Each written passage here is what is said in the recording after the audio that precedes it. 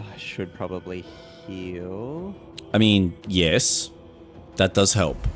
Wait, what happened to Gale? Is Gale knocked out again? What? Oh, Gale, come on. He's done nothing but let us down. Oh, no, no, no. I didn't mean to do that. Deflect. Oh, man. You're useless, Gale. Oh, why didn't she attack? Oh. Yes. Oh, So nice. The drows. Paralyzed. Yay, that's exactly what I want to see. Ow! Yeah, that's right. Fly. Fly, my pretties. awesome. Fly. Yeah, you're gonna get attacked, though. Oh, man. Try and take the spectator out, because then the drows will then be saved.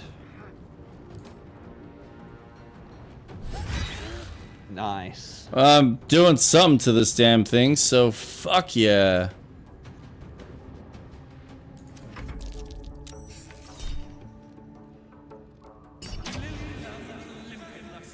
You suck!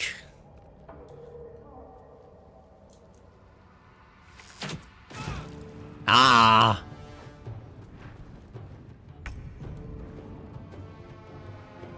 What the hell did Karlak do to deserve this?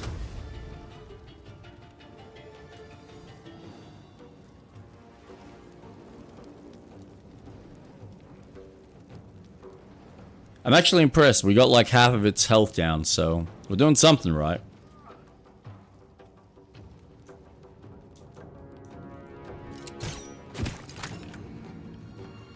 Ah, nice. Yeah, fair.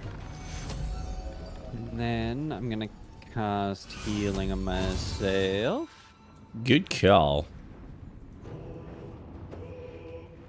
And that is all I can do. Oof. Okay. It's fine. Nice. Ah, nice. Oh, shit. Oh, no. You bitch tits. Fuck you.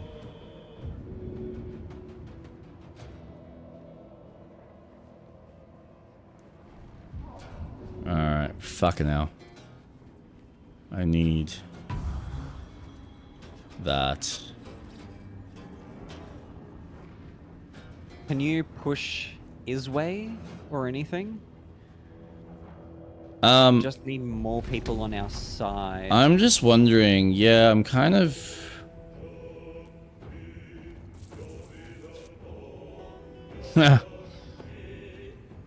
No, actually, if I do that... This is gonna be a 50-50 chance, but let's see how this goes. Yep, there we go. Nice.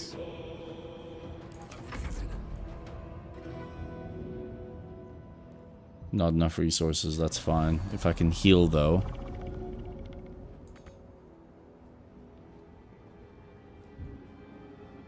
I can at least move towards you.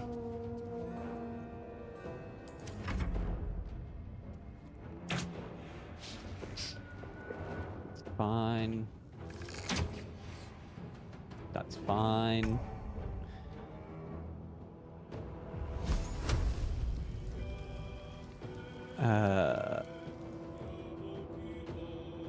Fuck me. There we go. Oh, good stuff.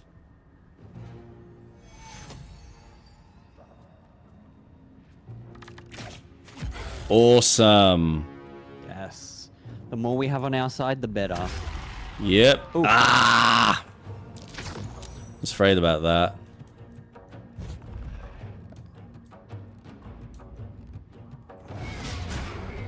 Yes. Nice. Good, good, good, good, good. Awesome. Gale's back. Is he? Yep. How? Isn't he? No. Oh. I think he can get up next turn because he saved. Okay. I'll get Gale up. Oh. Oh, okay. And then I'll get Gale to get you up. Awesome. In that case, I might just heal the car. Oh, yep. Yeah, I've got nothing. Nothing.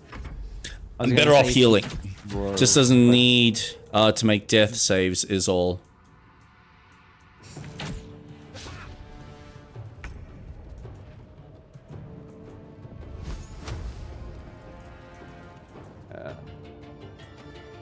I'm gonna cast...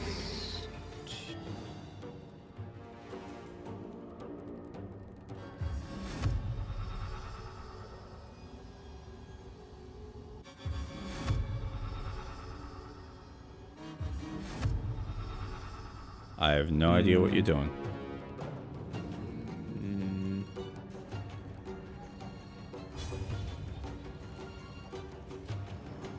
Can I shoot? No, you're too far. Man. Fuck.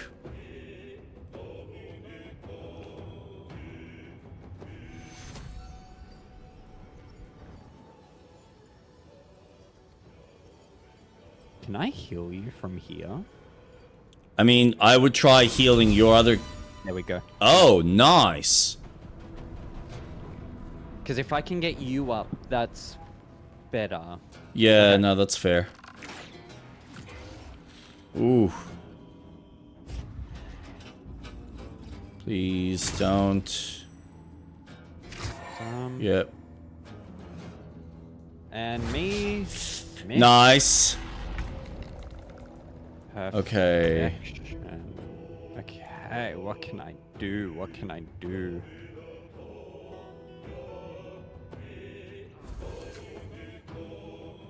I apparently don't have enough resources to shoot. So I'm just gonna heal. And then just move into a position where theoretically I should be able to eventually do something.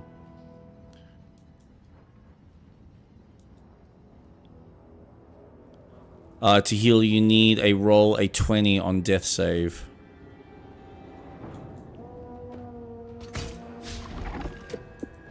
Damn. Oh yeah. Oh yeah, come here. Reckless. Damn it.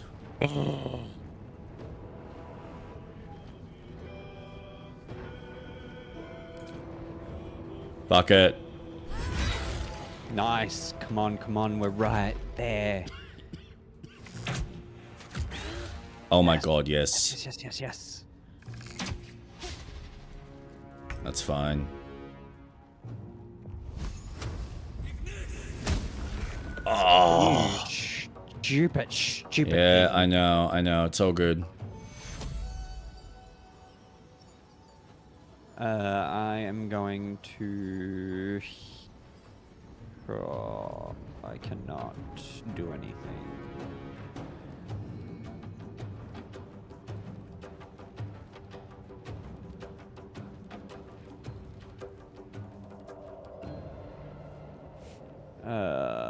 I am thinking, that's what. Oh, nice. Need. Why didn't I kill it though? Where the hell's it going? Oh, no. Ooh, dude. Not cool, man.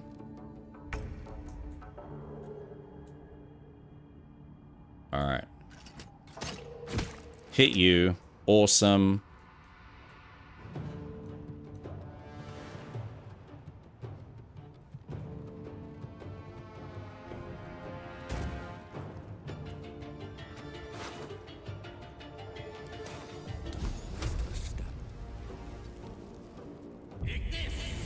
And turn.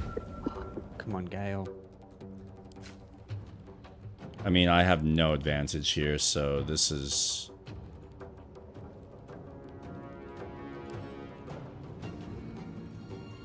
You know what? I'm probably... If I can try and get up there... Thank you, Doco. Just in time.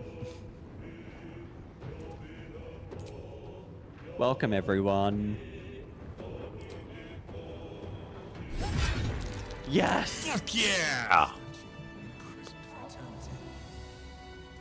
Oh, we're working hard. We're working hard. Nah, we're hardly working. What are you talking about? Working hard, hardly working. The spectator eyes.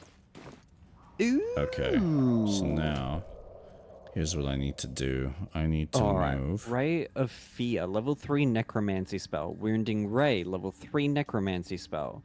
Spectators are hideous aberrations that float through the ground, above the ground, fiercely staring around and shooting beams at anything they don't appreciate. Hello, Swing. I am ready and running. Need to pack up and get ready for tomorrow. Oh. It's happening tomorrow. It's the end of the world as we know it. Jake, he's a knob. You know, that's pretty accurate most days.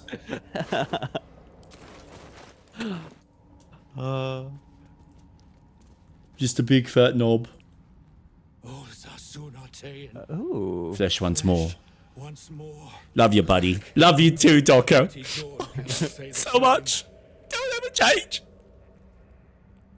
Did you pick a fight with the spectator? I came here with the wizard Durn. He vowed to share his fortunes in exchange for protection. A man called Zargrim stepped from the shadows. They argued until their words turned to screams. Zargrim what were you summoned thinking? the Fighting a and spectator? fled. An unusual spectator at that. Adept at petrification. I was unprepared. Stupid. A word of thanks. What did Zargrim and Zord fight about? I hardly paid notice. There was talk of a pact and a forge, as I recall. Where will you go from here? Gather our wits and return to Menzo Baranzan. All right then. Pick up the mall. What were Dawn and Zargrim fighting about? Some bullshit. Ooh, yes, I'll take your potion. Forge. God, I look so smart. Oh no, I'm encumbered again. Oh, what will I do? Oh no. I need to give up stuff. 1.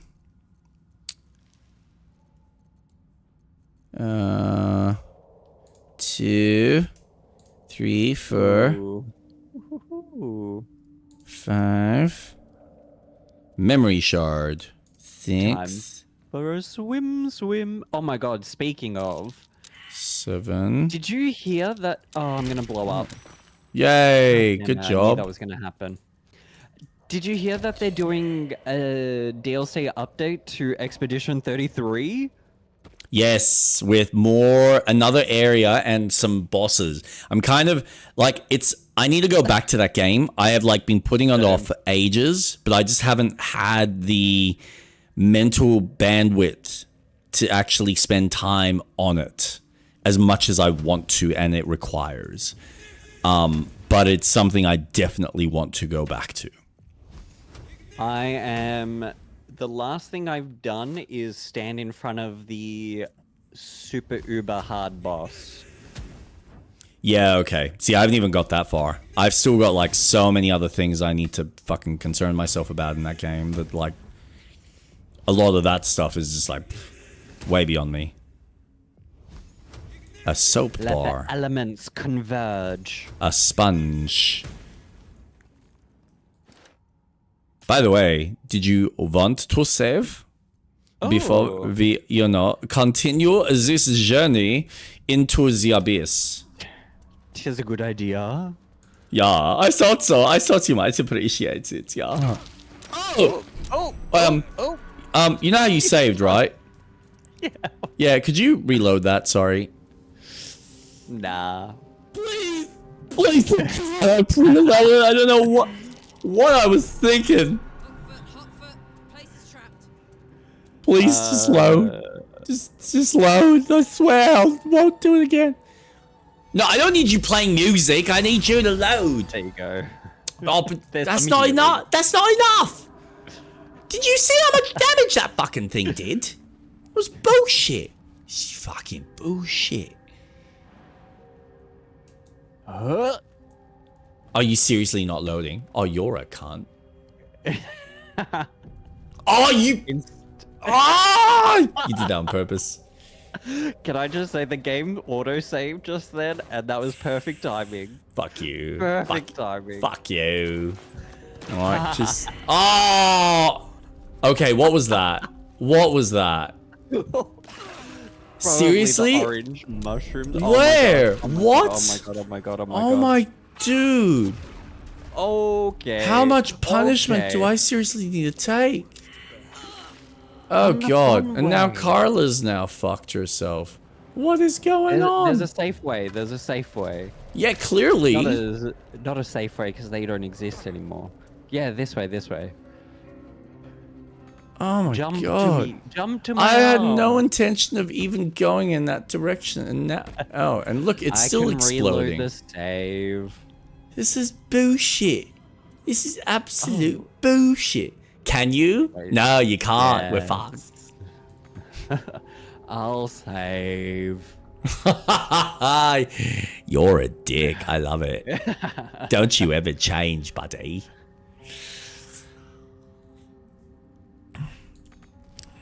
I can't go there. Once it eventually cloud saves. Oh, it's just like... There we go. Sorry, we're a bit preoccupied right now. Steam's a little backlogged, you see. There's lots of people playing Battlefield. Okay. Do not go I have no mushrooms. idea what I was doing. I'm hoping that I can quickly start clicking in the opposite direction. You know, we're here for a good time. We're here for a good time. Yeah. Explosions. We love them. We love them explosions. The excitement. Where they go boom, boom, boom. It go boom. Now, where we're am I? exploring someone's house, clearly. Away from the big red flashy thing that go boom, boom. Attack it. Boom. Boom. Nice. Oh, it go boom. Did you see it go boom? I saw it go boom. Never go. Big explosion go boom. Never saw it. No, never saw it again. No. Oh, we found loot. Ooh. Seriously, my character is fucking stupid. Karlak is far more useful.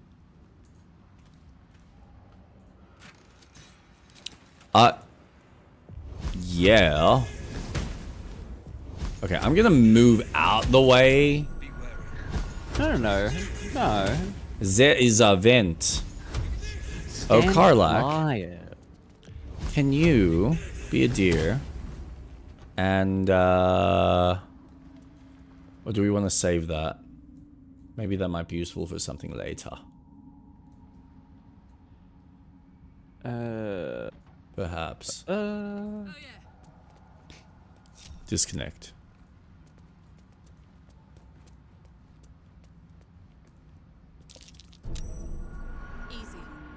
Hello. Oh, bollocks! Right, because there's like a vent there. Right. Didn't think about that one, did I? No, because I'm a fucking retard. It's alright. That's why I took Carla, because she's like still got 36. We're good. Let's just not go that way. I think your way was better. We acknowledge that, don't we? Yes, we do. Went into alchemy patch. Oh, thank you. But oh, Oh, you saving? Oh no, I'm saving. Oh, there. Dragon egg mushroom. I'll be taking that. Uh-oh. What was that? What the fuck just hit me? Oh god. What is that? Can I throw? Okay, I was not expecting that. And I now need to go. By the way, I am in combat. Wait, what? Yeah. Oh no. So I apparently woke something up that's decided it wants me dead. Great. Oh Jesus. A predator. Yeah. I'm really starting to wonder whether we are meant to actually be here right now. Oh, yeah. It's only level 5. Yeah, only level 5. Remember what happened when we were dealing with one level above us? Yes. Yeah. I'm going to How did that go for us? It looks friendly. G-Swing, eh? I think you have an interesting definition of friendly. I don't know about you, but I haven't met any friends that come digging underneath me and go, hello, I'm gonna beat the shit out of you. But I'm super friendly, I swear. I just love digging. I'll be your mole. What information would you like me to find for you? I'm good at digging. I got the high ground. Wow, that was a nice critical hit. Alright, Mr. Mole Man, what are you gonna do? Oh! 19, 16, and acid? I mean, what could go wrong, right? Nothing. Absolutely nothing. Reckless. Because I am reckless. I'm the one that got myself in this situation. I'm supposed to be the calm paladin, and yet, because of my demonic nature, I go completely against it. I swear, I just want peace. Yes. Nice. Okay. Me. What is this hunky man gonna do? I swear. I just want peace. I swear, I just want peace. As I hold a nice sharp... Peace doesn't exist. Yes, it does. Peace exists. Okay, we're doing well. We're doing well. Gate isn't in the fight, by the way. Oh, Gale. Oh, don't worry. Well. Yes, he is. Karlach. It's nice knowing ya. In the fight. Ow! You shot my butthole. Okay. What can I? Shoot it in the butthole. Oh no. That was good. That was you good. hit me with flame. I feel so warm now. Oh no. As it begins to dig and disappears and heals itself. Oh! Oh! It's gone. Yep.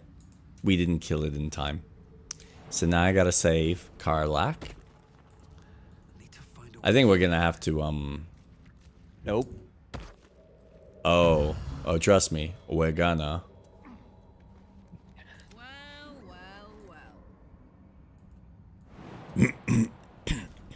Yeah. Wow.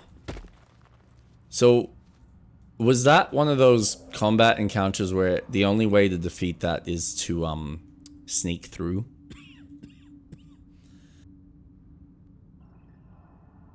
Oh, there's a spider web. Yes, what could go wrong? Yes, I will saddle up.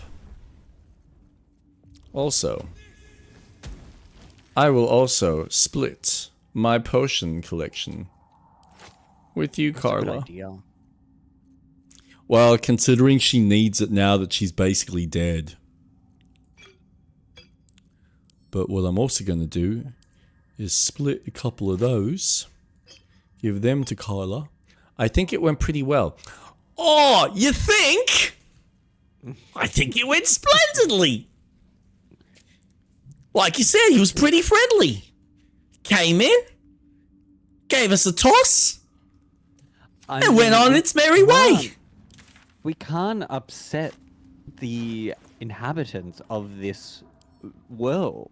No. I was just in its way. It's hello. And it didn't know its own size and body weight, so it swung around, hit me with its tail so fucking hard that I got acid in my mouth from it. Oh, sorry, I was just digging. Oh, your friends are lovely. They're warming me up with some really nice fire. I'm gonna go down now. I'm tired. Bye. I'm done. I'm good, guys. I'm good.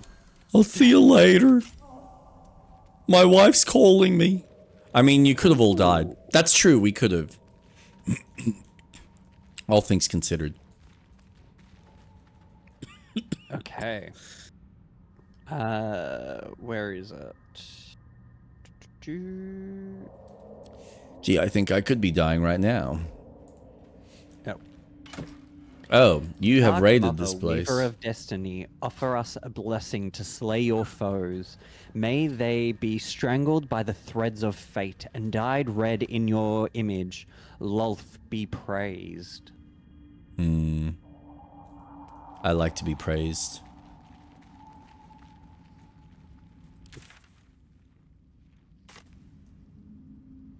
Don't we all? What a lovely note. It's a beautiful note.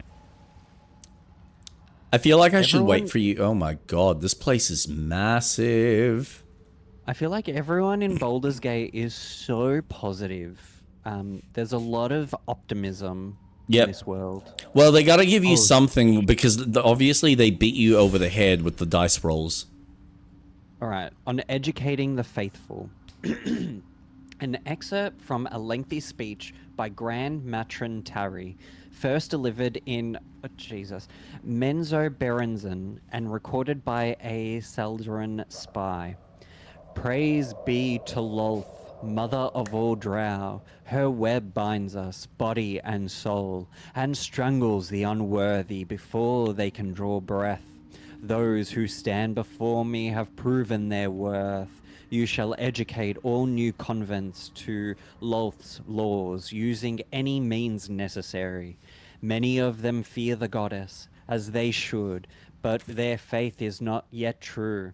Their minds are simple and should be treated accordingly. They must follow the order of every priestess like a sacred decree.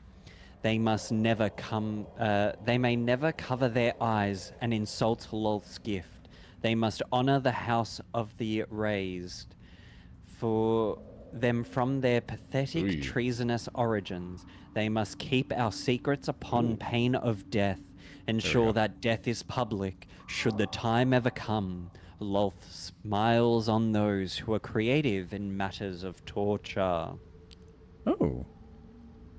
That's unfortunate for the gnome. The Underdark has a certain menacing beauty to it, though I'll be happier admiring it from a safe distance. Okay.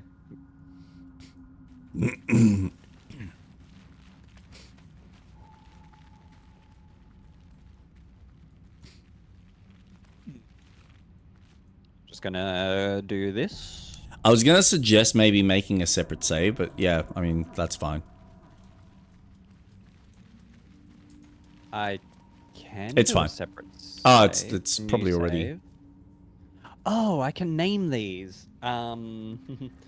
Nearly dead Haha. in the Underdark. Lol. I feel like that's gonna be important. Oh. Have I just... go. Oh, you've saved. Okay, cool. Oh. And great, that thing's back again. Oh, awesome. Are you in a fight? Not yet. How do you know it's back? Because it just, like, dug underneath me. And I tripped. Oh! Oh, Yeah. again! I got a bit too close to it. No, don't. No, you fucking idiot. Yeah. Oh my god. Oh my god. Lucian. Seriously, mate. Oh, I am using way too many of my potions right now. This is bullshit. Bullshit.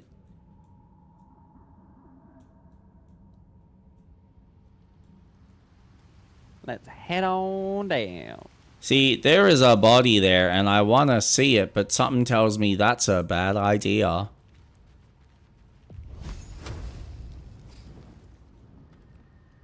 Yeah, you see, I thought about attacking them, but some part of me is like, oh, but what if it can be used as a weapon against the big boo? That's so true. Right? The big boo. We need to use him for the big boo. Because the big boo's gonna be really booing annoying. Oh, that's gonna blow up. Nah, mate. My nephew's name is Lucian. Oh, really? Does he speak to the devil? That's actually cool. Like, that's honestly such a cool name. Okay. What I was going to do, what I probably should have been doing earlier, is sneaking. Yep. Oh, yep.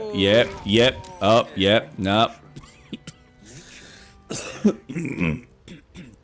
Aw, that's cute. Newborn baby.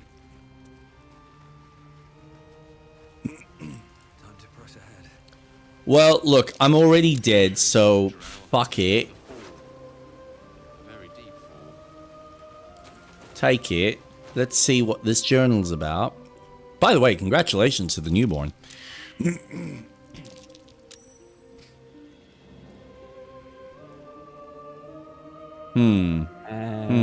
Wait. Oh.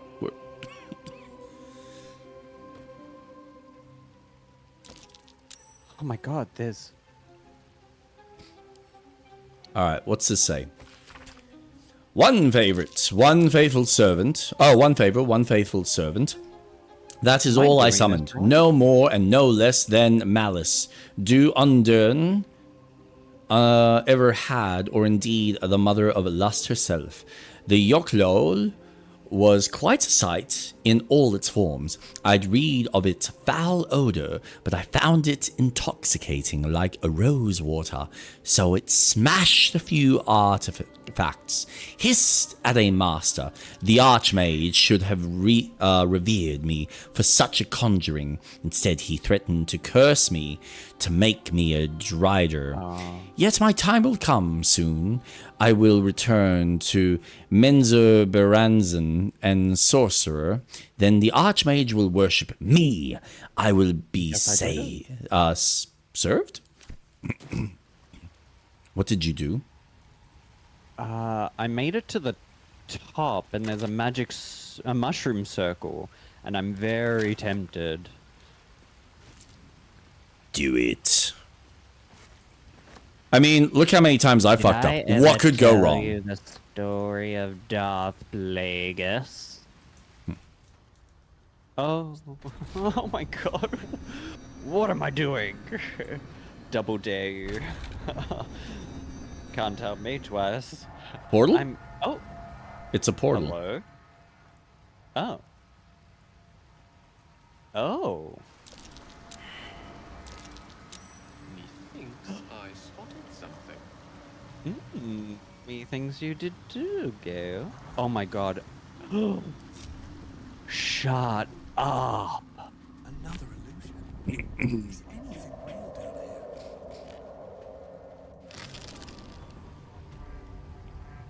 I don't know where Overgrown these tunnel. go. Neither do I, but let's find out. We are so off the beaten track. I love this. Wow. What is that? Tis a door. Really?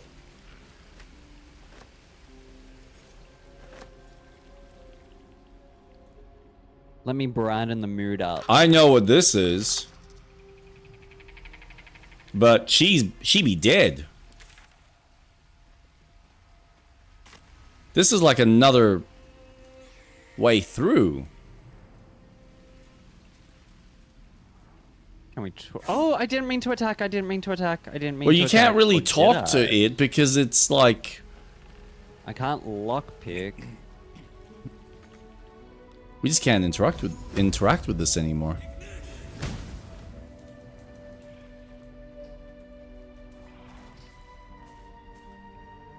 But yeah, this is like the other side of that cave where we fought the witch. Is it? Yeah. Look at the map. Or like if you go through the wall, you'll actually see it. Oh. Oh, fascinating. Hmm.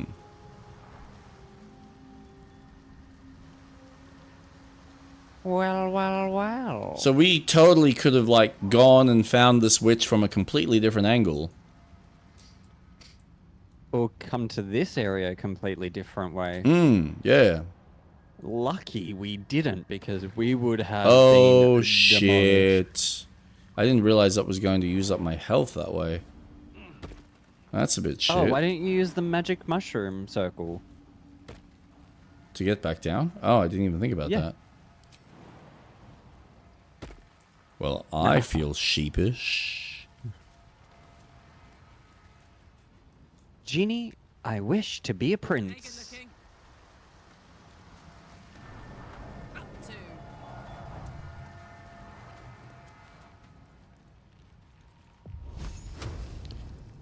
I really want to destroy that torch stalk so we can get past. That one? Well, Yeah. let's just do it. Like, I mean, we've already, like, done so much damage here. I mean, some part of me feels like that's kind of what we were supposed to do anyway.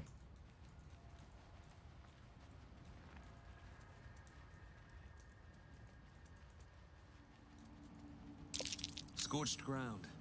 Better watch out. Oh. Uh-oh. Uh-oh. Indeed. Yep, it's a sentry. I'm gonna want to move this way. Out of Sentry? sight. And turn. Yeah, I don't want to get hit by this thing. Oh god. Could go down. Could go that way. Where are we going? I don't know, but I'm avoiding this sentry being an issue. Or at least at the moment.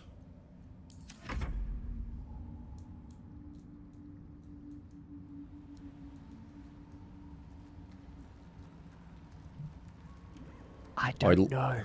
I'd like to avoid getting hit. That would be nice, but there's no guarantees. I mean, right now I've been getting hit by fucking everything.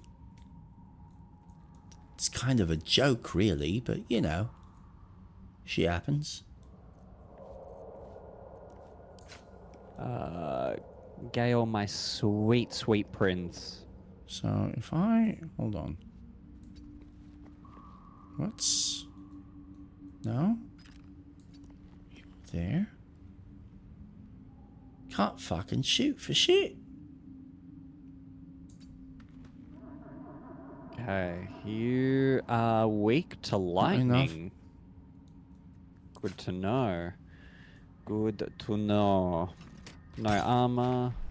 Sturdy. Alright, so you can't fucking just attack this. If you've got any electricity, try and use that. That's what it's weak to.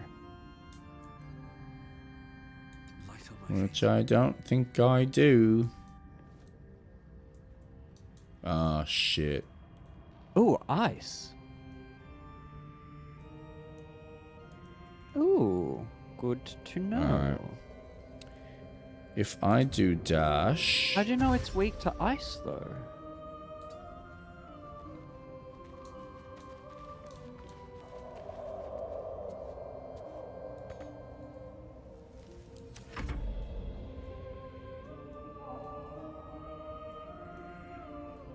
Okay, so if you want to do any damage to it and melee, it has to at least be 10 damage. Oh, really? Just from using ice. Fucking hell. So, I do have Scroll of Ice knife. What's cooking? That's too far. That's just too far for me. That is the problem. I'm hoping that there's like a switch. But I don't know. On my way. Scroll of Witch Bolt. Nope.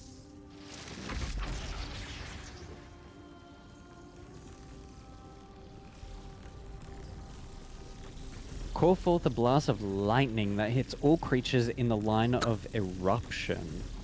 Oh, that I'm gonna use for something else. Ray of Frost. Okay. Something's laughing at us.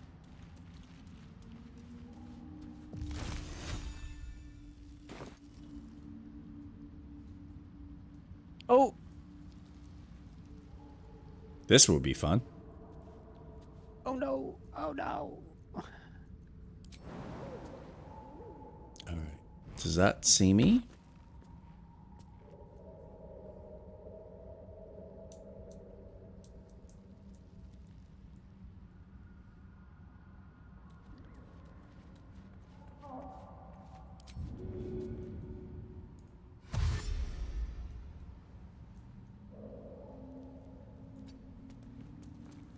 Can see through the rock? It knows? Still breathing, despite everything. Don't waste us. Damn. Alright, in turn. Oh shit, it sees me. Yep, awesome. Yeah, yeah, yeah. Yep. Off to a great start. This is fantastic. No, You're doing great. No, fire it's resistant to fire. If I move there. Oh no. Do you need healing? I need to survive. That's all I need. Survive. So you think there's a lever somewhere? I am guessing, but I don't know. It's just a hunch. Could be right. Could be onto something. Oh. But it's about Which getting camera was it? past whatever this whole process is. And avoid getting hit by these fucking things.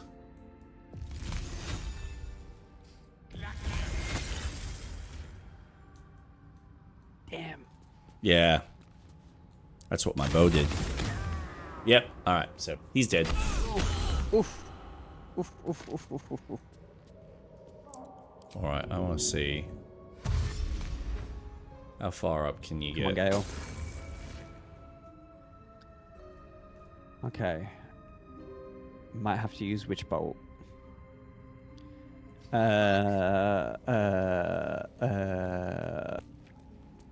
Witch Bolt. In turn! Come on! What the frick?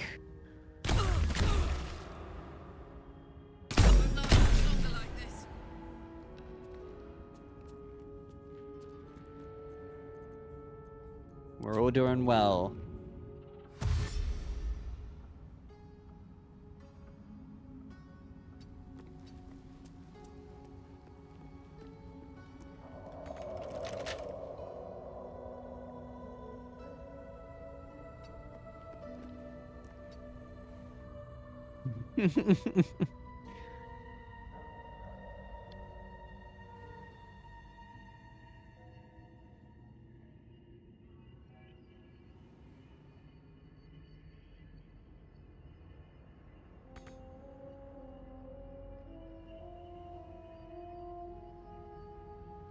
This is going to be a bold move.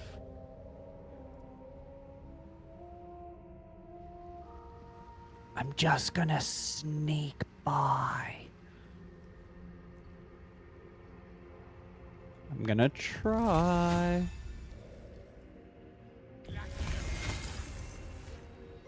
God damn.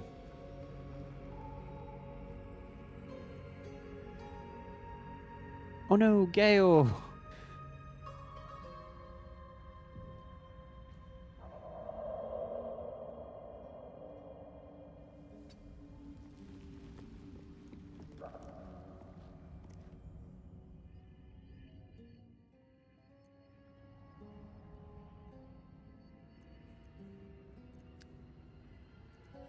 Like a vandal. Okay.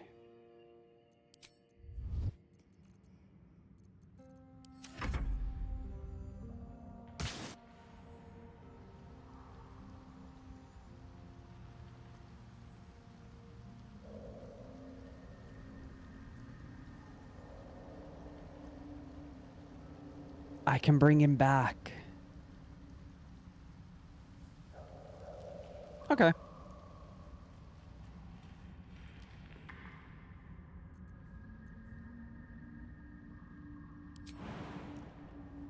Okay, I'm sneaking.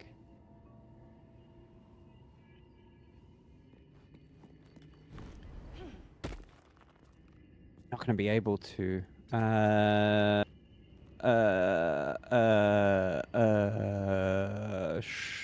Sure.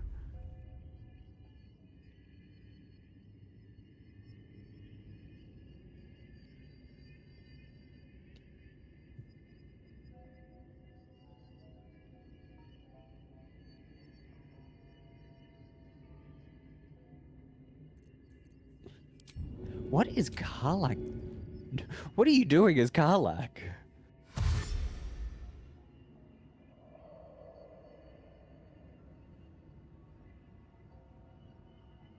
Your clerk.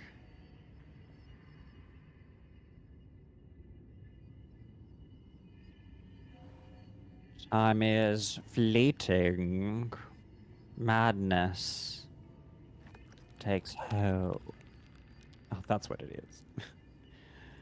But listen closely. Not for very much longer. I've got to keep control. You know, because life is a bit of a time warp. I'm gonna do that. That's great. You end. Ooh.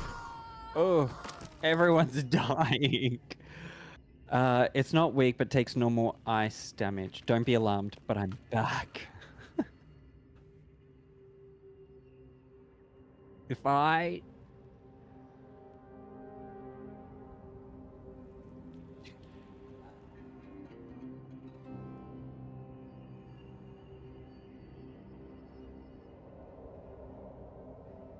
I thought there would be something here. Damn it, damn it, damn it, damn it. Don't mind if I do.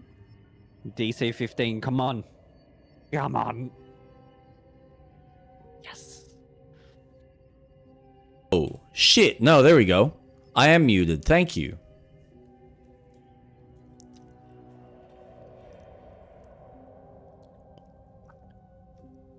Oh. You can go to... Oh, no. Wait. Oh, you're dead. Did you get all that? Oh, yeah. I've been dead ages ago.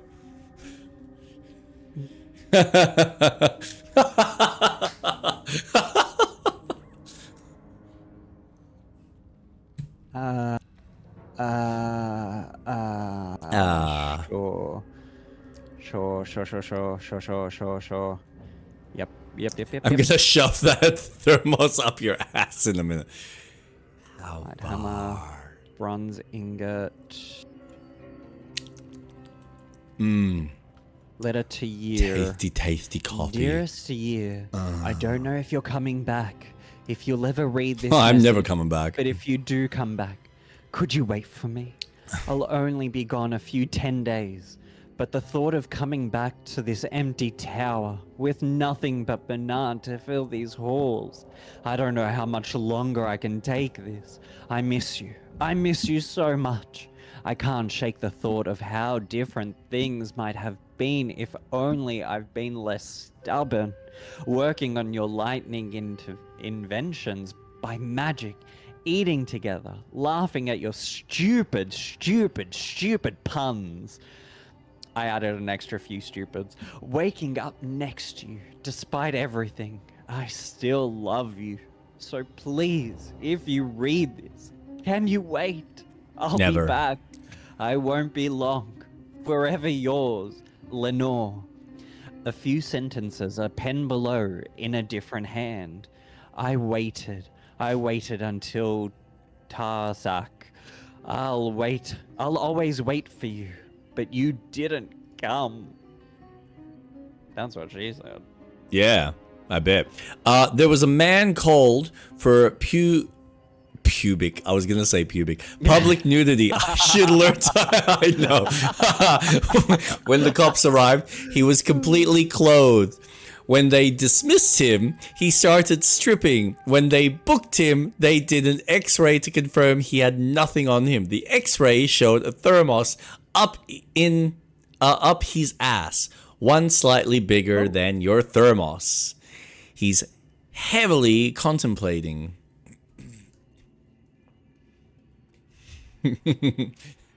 Pubic nudity. Perfect. By the way, I love the fact that Karlak is knocked out, yet her tail is happily waving in the wind. Like, yep. She's like a puppy dog. Yep. I'm just playing dead. I swear, I'm just playing dead.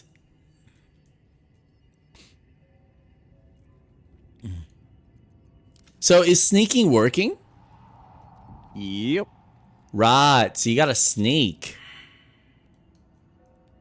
Well, I went in with this guns blazing. Public nudity. This little pube is called Frederick. And that one's called Tom. And let's not forget Blake. And Sandra too. I didn't say public. So you did say pubic. Pubic nudity.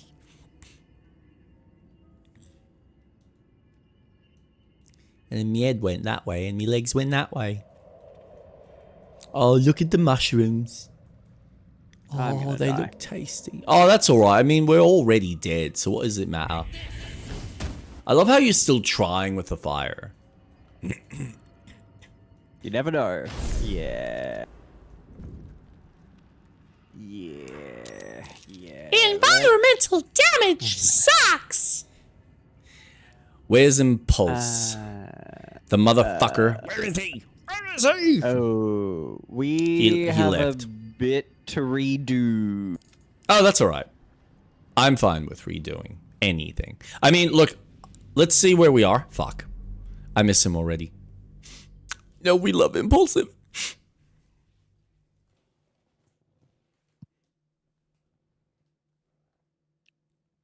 This might be one of my favorite areas. I love the vibe in this place.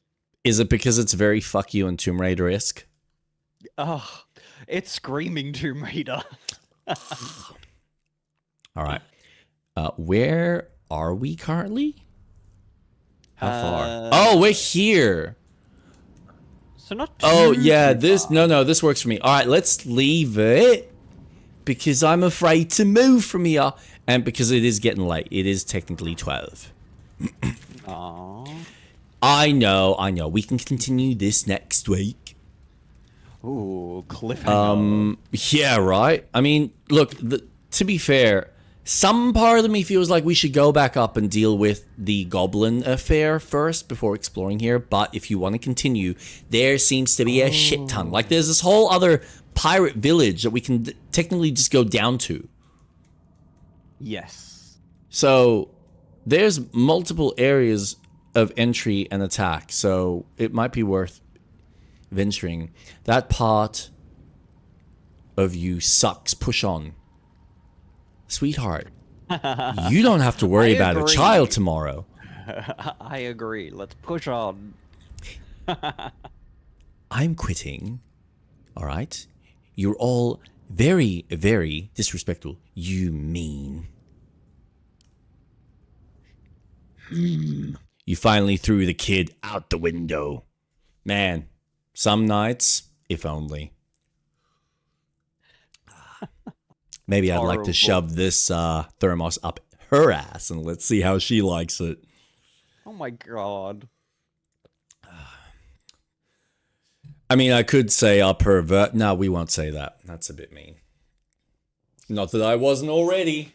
What? Says Doko with quite some shock. Oh, man. All right.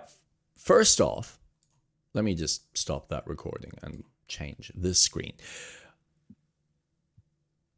So we'll obviously continue this next week.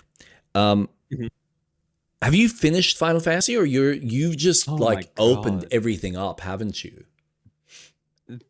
So, reaching chapter 12 of the game, you unlock a new vehicle, which then allows you to fast travel anywhere within the world without needing to pay any gil. I can now explore the ocean. I can go anywhere. And the game has said to me, okay, there's more things to do. And it's like, oh, I cleaned out the map. What are you talking about? What do you mean I gotta do more work? What do you mean I have to have more fun? Are you saying there's more game I gotta play? I don't want to play more game. I want the game to be done. Oh man. Which I have to say, that really impressed me, because I really expected the game just to go, yep, keep following the path. It's all locked by region. You can explore the ocean. Does that make you a pirate? It does. I'm the pirate of Midgar. Nope, it's not Midgar. That's a city. The pirate of the Midsummer What is the actual? Seas? Yeah, I was gonna say, what is the actual name of the Midsummer. world? But I am pirating around the seas on Sid's ship, and it has been an absolute delight. I'm furthering my relationships with other characters. Midgar. Thor screams with excitement. Midgard. Oh, that would be sick. I am worthy to lift Mjolnir. If only. But I'm constantly reminded by certain characters that I need to find the black materia. Find the black materia. And I'm like, all right, I'll get to it. I'll get to it. Just let me clean out all the side missions I need to do before that. I'll get Find right the on black it. Materia. Oh, Did you get the black materia? No, because then that means I'll finish the game, and I do want to clean out everything. I want to do all the side missions and explore that, because I know things will change once I finish it. So I have been playing. I've done a couple of missions in Costa del Sol, which was a little fun. A returning character from the first game came back. So throughout exploring the region outside, you bump into characters who left Midgar and play this role of being a refugee outside of the city. So it's really interesting seeing the slum characters, but you should go find the black materia. Yeah, Doko just sent that to me. Rat should go find the black materia. So we're just all going to remind you, Rat, you need to go find the black materia. Did you find the black materia yet? It's very vital that you find the black materia. I feel like the universe is sending me messages that I should find the black materia. But check your mail. I'm pretty sure there is a mail at your front door that says, did you find the black materia? I don't know how much I can say without spoiling it. If anyone cares, don't listen to what I'm about to say. La la la la la la la la la. Block your ears. La la la la la la la la la la la la la la. If Sephiroth La can la la stop la la telling la la. me to find the black materia, and if Yuffie can stop telling me to find the black materia, if Red 13 can stop telling me to find the black materia, because everyone's story is revolved around this one thing. Can I ask, is the black material just a euphemism for like the poo in your pants? Is that what it is? Is this like the realization that Cloud is going to have, that he's like, oh my god, it was inside my pants all the time. I had the black materia. It was just up my butthole. Something more exciting? It sounded very Kingdom Hearts of you, where it's like, the black material was inside of us the whole time. Which, you know what? I think it might be. God damn. It was always in me, inside me, I was the always. black materia the whole time. And that's the end of that chapter. On to Disc 3, which I don't know if they're going to call it Reunion, if they've called Crisis Core Reunion. I don't know. I don't see why you would call Crisis Core Reunion, considering that since Remake and Rebirth are continuously saying reunion, reunion, reunion. I don't know if they're going to Reunion, black materia, reunion, black materia, black materia, reunion. When you play it Remake a lot and you do a large chunk at a time of the black materia. Docker is reminding me that I've got to find the black materia. And Yeah, have you found it yet? Like, this is like, come on, get with the program. Hey Siri, remind me to find the black materia. All right, at least you've got a notification. I've added find the black material to the grocery list. Oh, thank you. Oh, to the grocery list, yeah. God, he keeps fucking around. Like, go find the black materia. I know, like he's putting it off, Doco. I don't know what else to tell you, man. Like, I can put Final Fantasy on now, and we could go find it. Let's go find it together.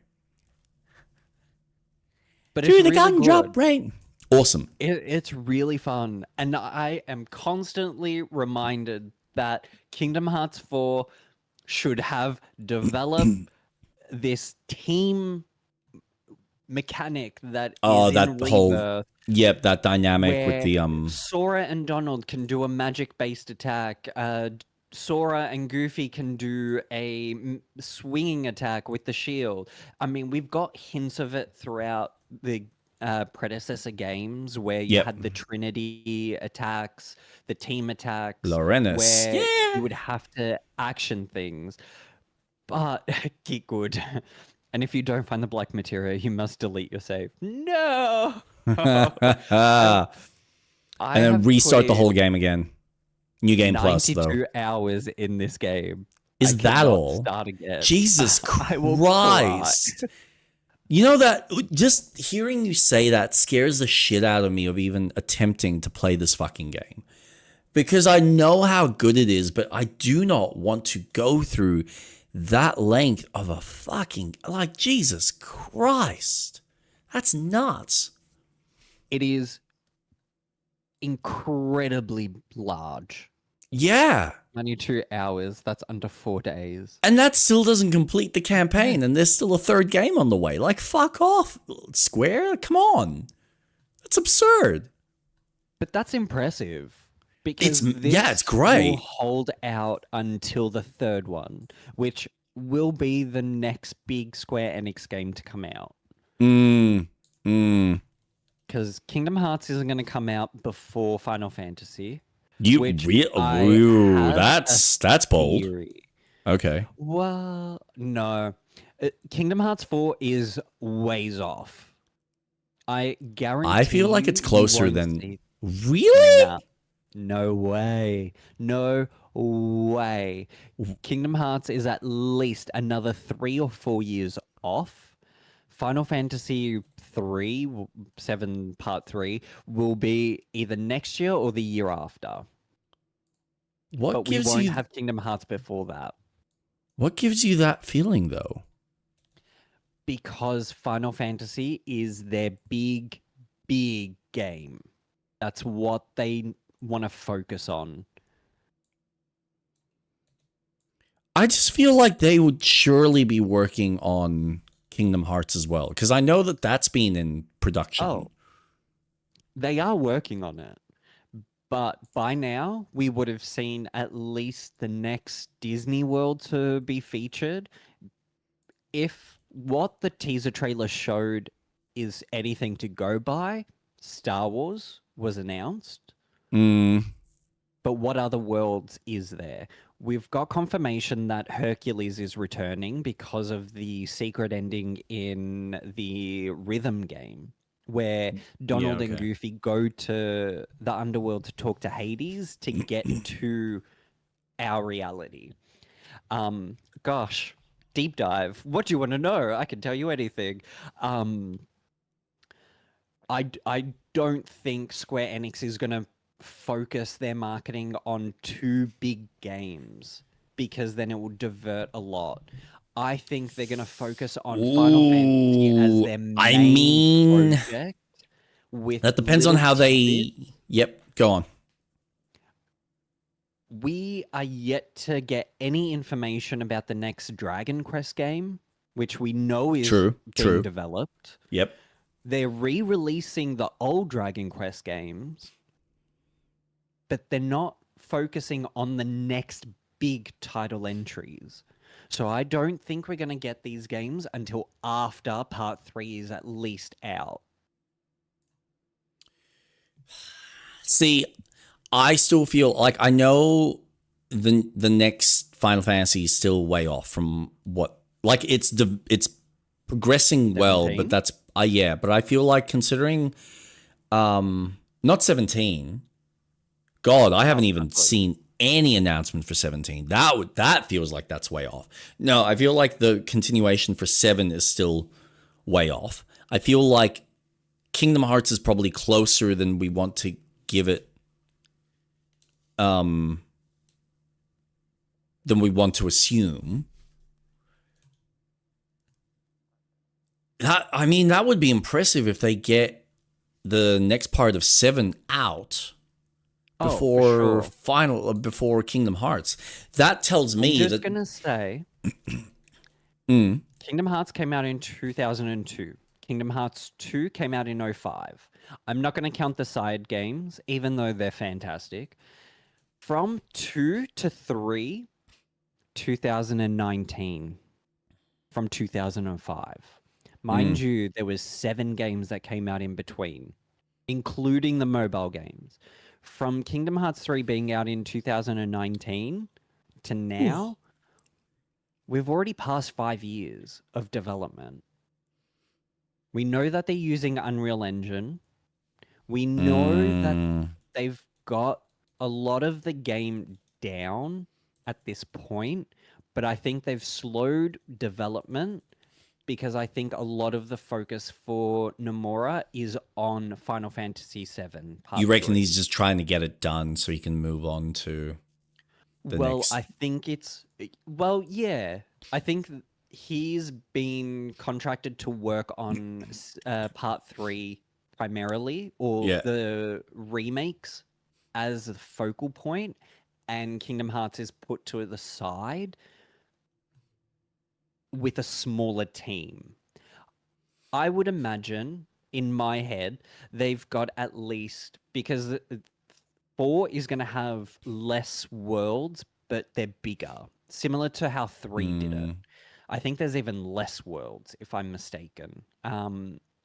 See, I fucking hate that. I really wish they would actually add more worlds. And you don't have to make them large, but just the nice variety would be nice.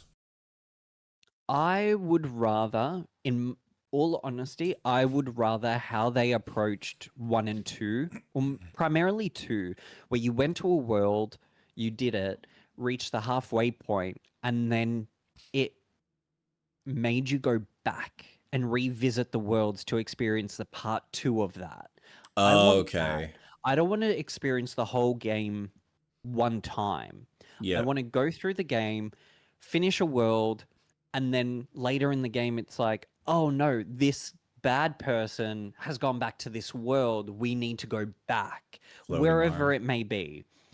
I want worlds to have that Metroidvania feel to it, rather than just here, experience Toy Story. Cool, Man. you've done the story, that's it. The only reason why you would go back is because now you've unlocked more movement abilities, so you can reach areas and do whatnot, get collectibles that you may have missed the first time. Cool, yeah, I don't particularly want that style of game. I want a story that makes me want to come back.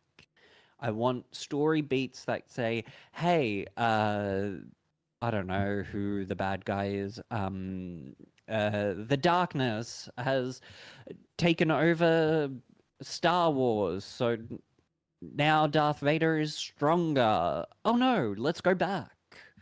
Let's help Luke defeat Darth Vader. Oh no, it's Palpatine. That's what I'd want. Yeah, but I still think that we will get part 3 first. And I think we're going to see it soon. It's amazing how many games this company has actually released.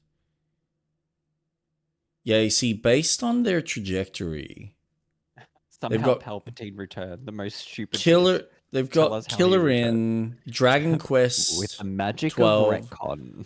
and Kingdom Hearts 4. Yeah, like that seems to be what the focus is, but maybe there's something to your theory. Series. We're going to talk about Metroidvanias in a second, actually, because I've got a game I really want to fucking discuss. Yeah, that's fascinating. Because other than that, unless someone is working on the next Final Fantasy game, it's not like they really have a lot. But I disagree that it would actually, I don't know if behoove them is the correct word, but it would be a smart move to have 2 games for next year. So if they were to release Kingdom Hearts 4 and Final Fantasy in the same fiscal year, that would actually work out. And that would be ideal for them and their investors, because then they're basically saying, yeah, look, so we're going to release this game around the December period. And I would probably pick something like Kingdom Hearts theoretically for that if they can nail it. And maybe even get it in tandem with some sort of Star Wars IP, such as a Mandalorian. Who knows? If they are putting Star Wars in it. And then you would have the Final Fantasy game in like a middle of the year type of deal. I don't think they would compete with themselves with a release. But it's not competing because it's 6 months apart. Like, you're right. They would be stupid to put the same type of game, like 2 of their biggest IPs that people are looking forward to, in the same month. That would be stupid. But if you put them 6 months apart, there's enough of a division where, and this is the thing, your Final Fantasy VII guys might not necessarily be the kind of fans that are going to go out of their way to play Kingdom Hearts, and vice versa. I would say there's probably a higher chance of people that are playing Kingdom Hearts to pick up Final Fantasy VII. But I think both games on their own will happily not compete with each other, provided they're like 6 months apart, or at least like 4 minimum. See, I also have a theory, but this is in-game theory. I think they're connecting, as crazy as this sounds, connecting the universes with the two. Because at the end of the boss fight with Sephiroth in Kingdom Hearts 2, both him and Cloud went into a portal. And the next game to come out was Final Fantasy Remake, which was the new version of the story. I have a feeling that they're going to connect the stories of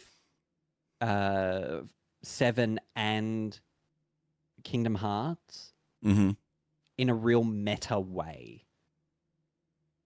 It's possible. And I think they would tell the story of Cloud first and then go into 4 to then return the characters into that game.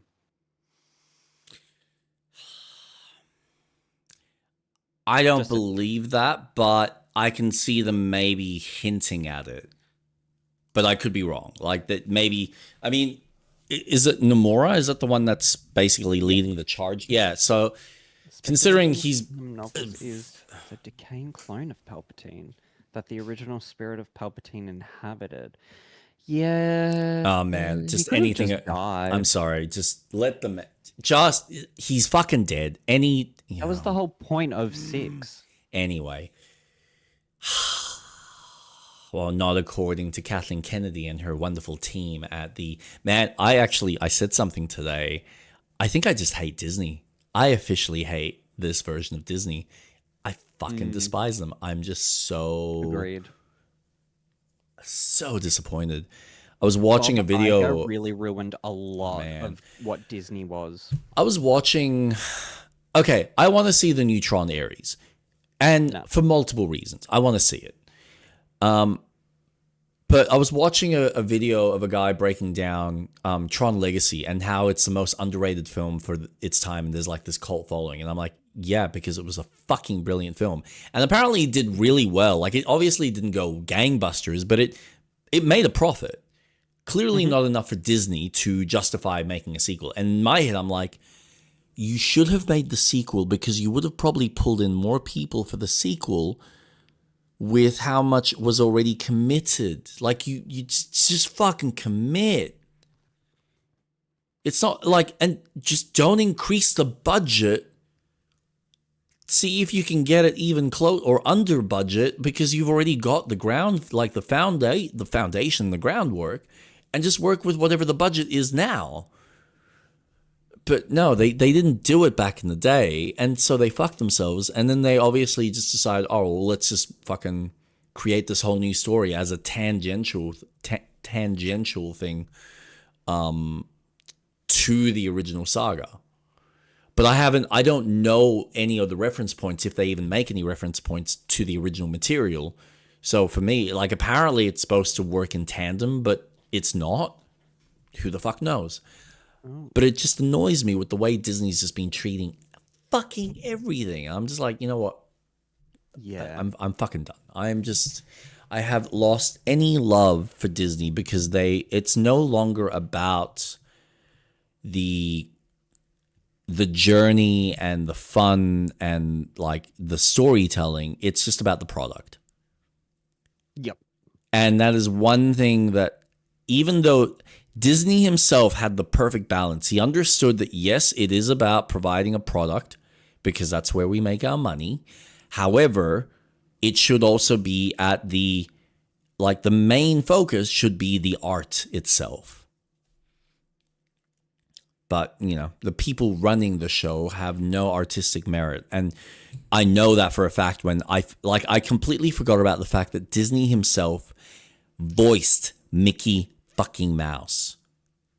And that in itself says a lot about the head of the studio being the creative force.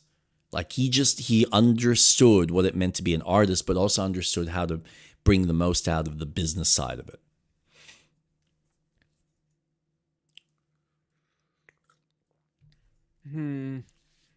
Instead, we got live action slop. Yeah. which I would be fine with live action, but the way they're approaching it, it's just. I don't know if I don't think they're good. Oh no, they're not good. But they don't approach it with the right mindset. This is, you know what's funny, right? This is what I find so hilarious. They are attempting. So this is why it doesn't work. When Disney created his version from a cartoon perspective, he looked at the original tale, which was already dark and gloomy, and he went, how do I kidify it? And so by making it a cartoon, it's much easier and palatable for a child or an audience to kind of go, this is whimsical, because the color palette allows for that. But when you're now dealing with live actors and you're doing the same thing, unless you're being fucking campy as hell, or you're doing some like weird artistic flair to it, like a, what's that? Based off the comic book. God damn, Scott Pilgrim. It just ends up looking fake and bullshit. So, if you're doing live action, just commit to the live action bit. You can still make it tasteful, but don't just, like, they tried to kidify it and make it feel like the cartoon. It doesn't work. They're two different mediums. Correct. They miss the fucking mark. And they did the same thing with Aladdin. It's like, oh, let's take what was so great about the original and bring it into this limelight. It's what they did with fucking Lion King. But I give credit for Jon Favreau to kind of sit there and go, let's try and make this like a documentary type thing. I just don't think he approached it the right way.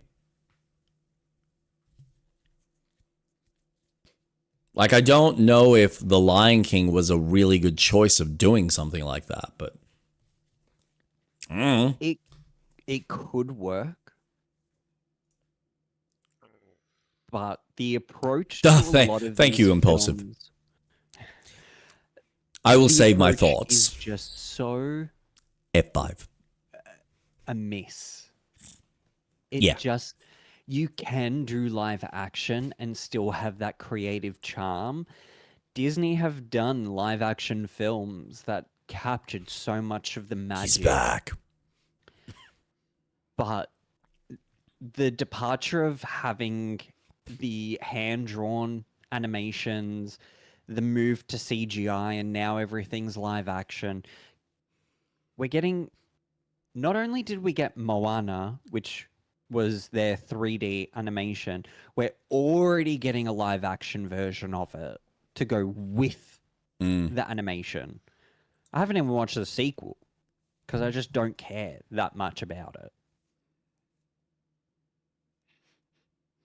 If they stuck to their animation and stuck with finding ways of developing new digital techniques for drawing and what they used to do in finding that next big animation technique, they would still be on their top game.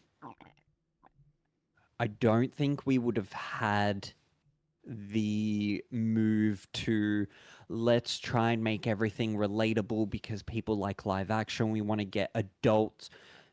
The adults now grew up with your animated films. That's how it works. That's how Disney films work. They work per generation. Your generation who grew up with Aladdin, with Lion King, Beauty and the Beast, they've got kids now. They're going to be showing them. Those kids will be watching the new stuff that is still animated. It's all generational.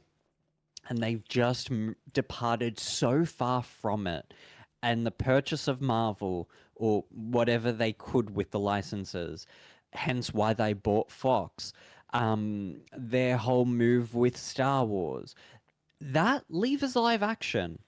Hell, if you want to do Marvel, do both animation as well as live action, which they are doing. Has it been the best? No.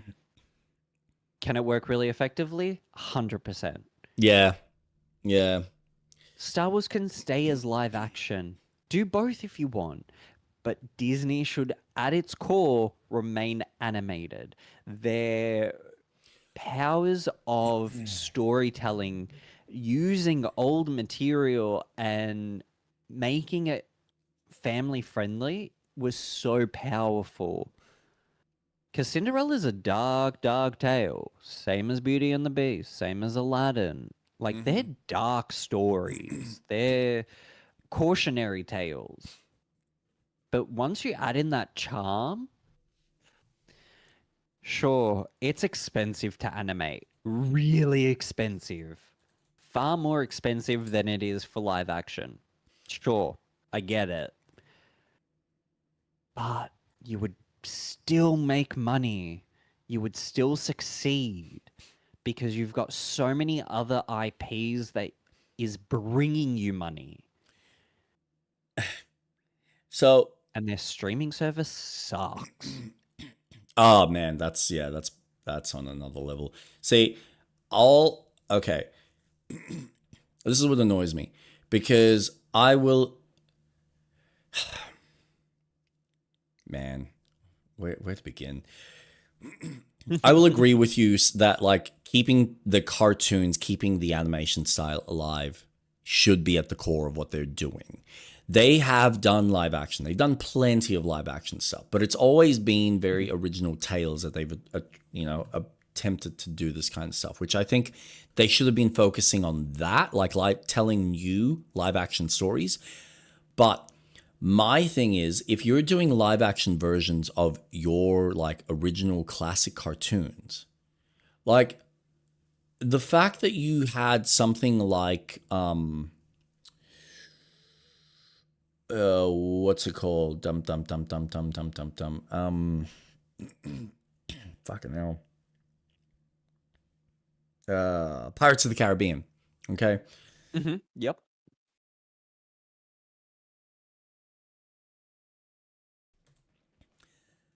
Use that as your look and feel to how a modern interpretation of a Beauty and the Beast should be presented. Have a darker tone. Have it kind of skid the line or skirt the line of that close to what it initially was. You can still ride it and have it PG, but you're now dealing with live action. Have it, give it the emotional weight of a live action, as opposed to the cartoon where it's going to be exaggerated. People get very put off when you are using exaggeration in a live action setting, unless the world itself is already fucking exaggerated. And the problem with things like Sleeping Beauty or Snow White or even Beauty and the Beast or Aladdin is there's a lot of it is still not that exaggerated until you get to characters like the genie, which you can do it in a darker tone. You don't have to be you have to fucking try and replicate Robin Williams, because that's never going to happen. You don't have to go and do Beauty and the Beast and have the same level of like the kooky characters that existed in the cartoon version of Beauty and the Beast. You can have it be more stiff, make it like these characters that are actually the real counterparts that are stuck in these forms.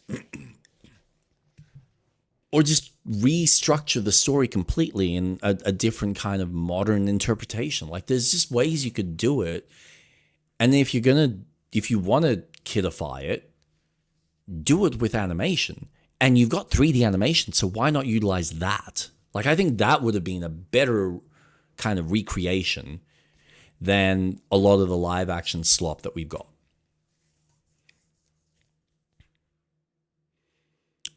But no, they don't. I don't think they've missed the mark. It's like they've tried to merge the two and go, let's make a live action version of, what our kids grew up with of this Aladdin story, and we're just going to kind of modernize it. No. No, you can't recreate that because it feels weird and now it feels forced. Just do your own version of Aladdin in an actual live action setting. Change the look, change the tone. Don't use a blue genie. Use like a different color genie. I don't know. Disney doesn't have 3D animation to my knowledge. That's purely Pixar. No, they've got an actual 3D animation studio. Yeah. They've got Frozen. They've got Raya, I think. Yep. Pink Genie. Yeah, there you go. See, we can do Pink Genie. Being the reason why most of, if not all, Disney 3D films are with Pixar. No, they've actually got, to my knowledge, they've actually got a proper 3D studio that they make some of this. Frozen wasn't Pixar affiliated. No, I don't think so. No, it wasn't. Frozen film. Walt Disney Studios Motion Pictures. Wait, well, I mean, that's distributed. Yeah, Walt Disney Animation Studios. Yeah. So if I go... Yeah, so a lot of the stuff was obviously classic animations. But yeah, they've been doing 3D animation for a little bit now. They did Encanto, they did Moana, they did Zootopia, Big Hero 6, Frozen, Wreck-It Ralph, Tangled. I've done quite a bit.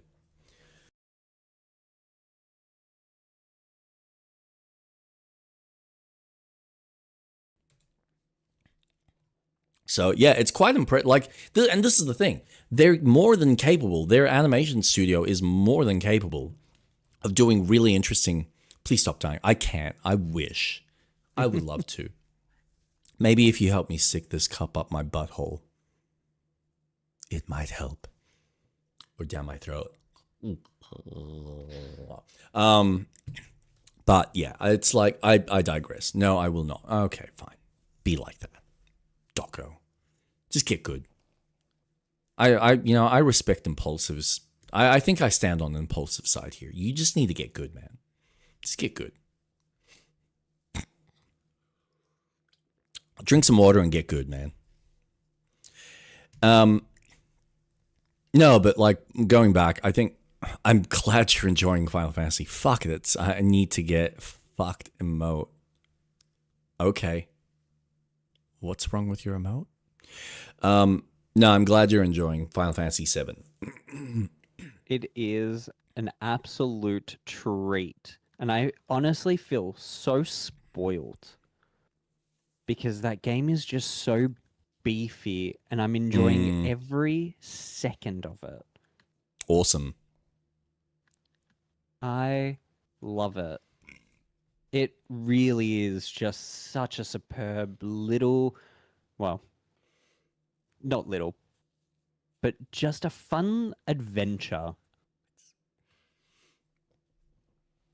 And they've done really well. I am curious how this story is going to go.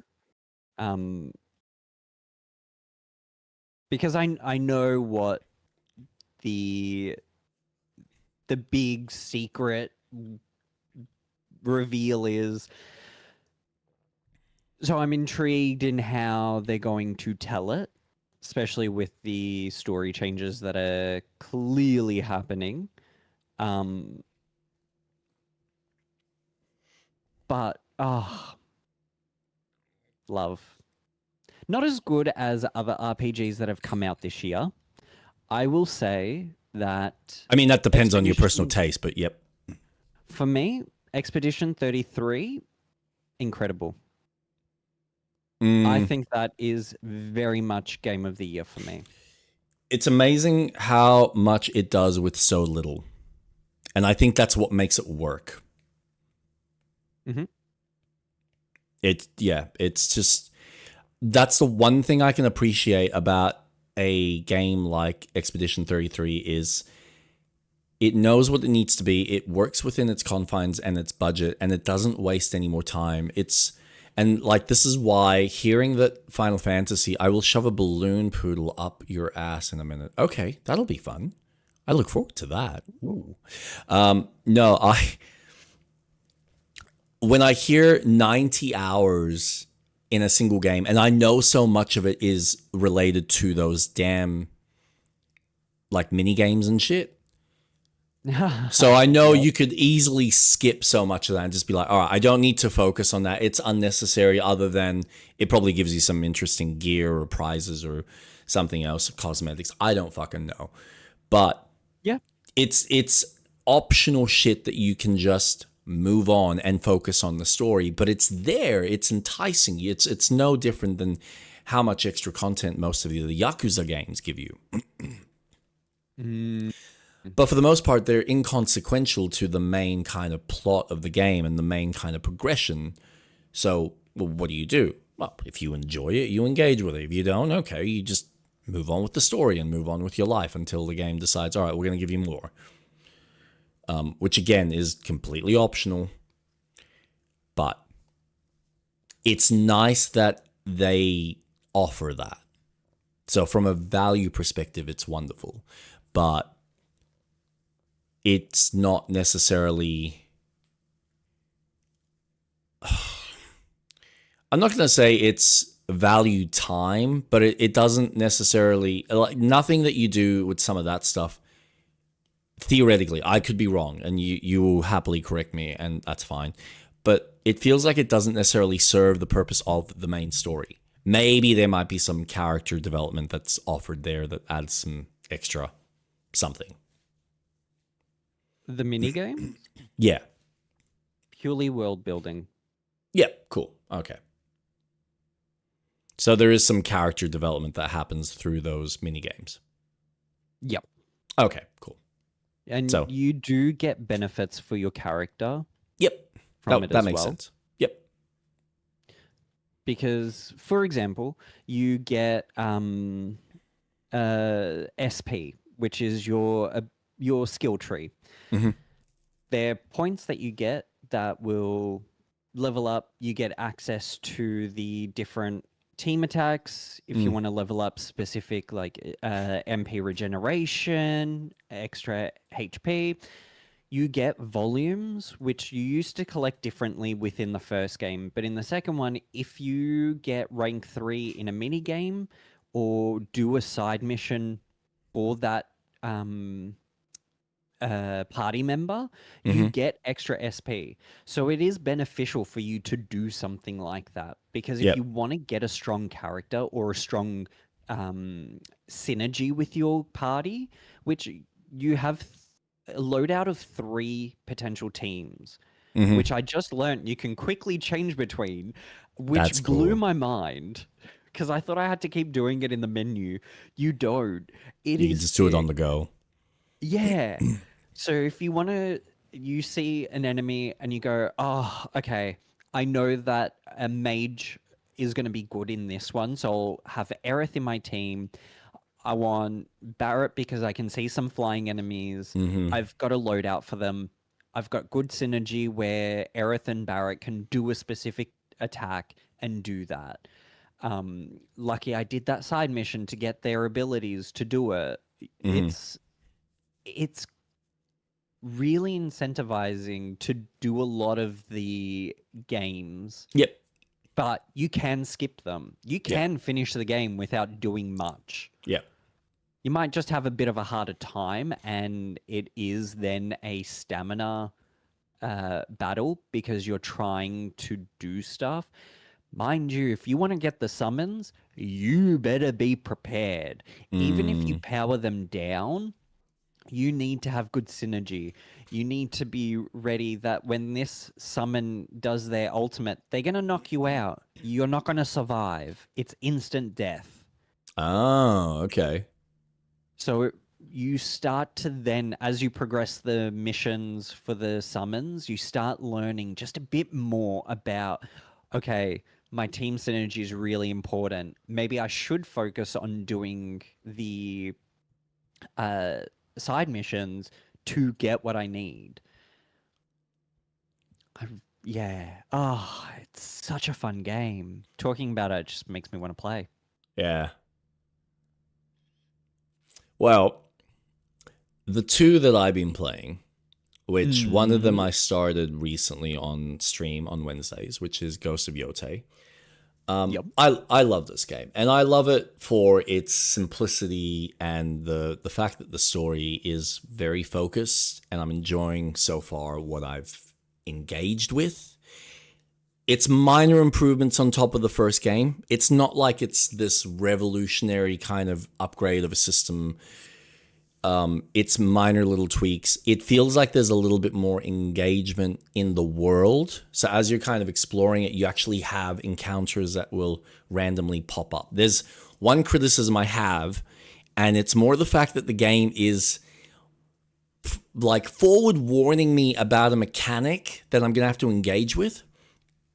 So, yeah, like you essentially come into this area. You've left because your family got wiped out by like these the 6 legendary yotai, whatever they're called. I've written the notes down in my diary.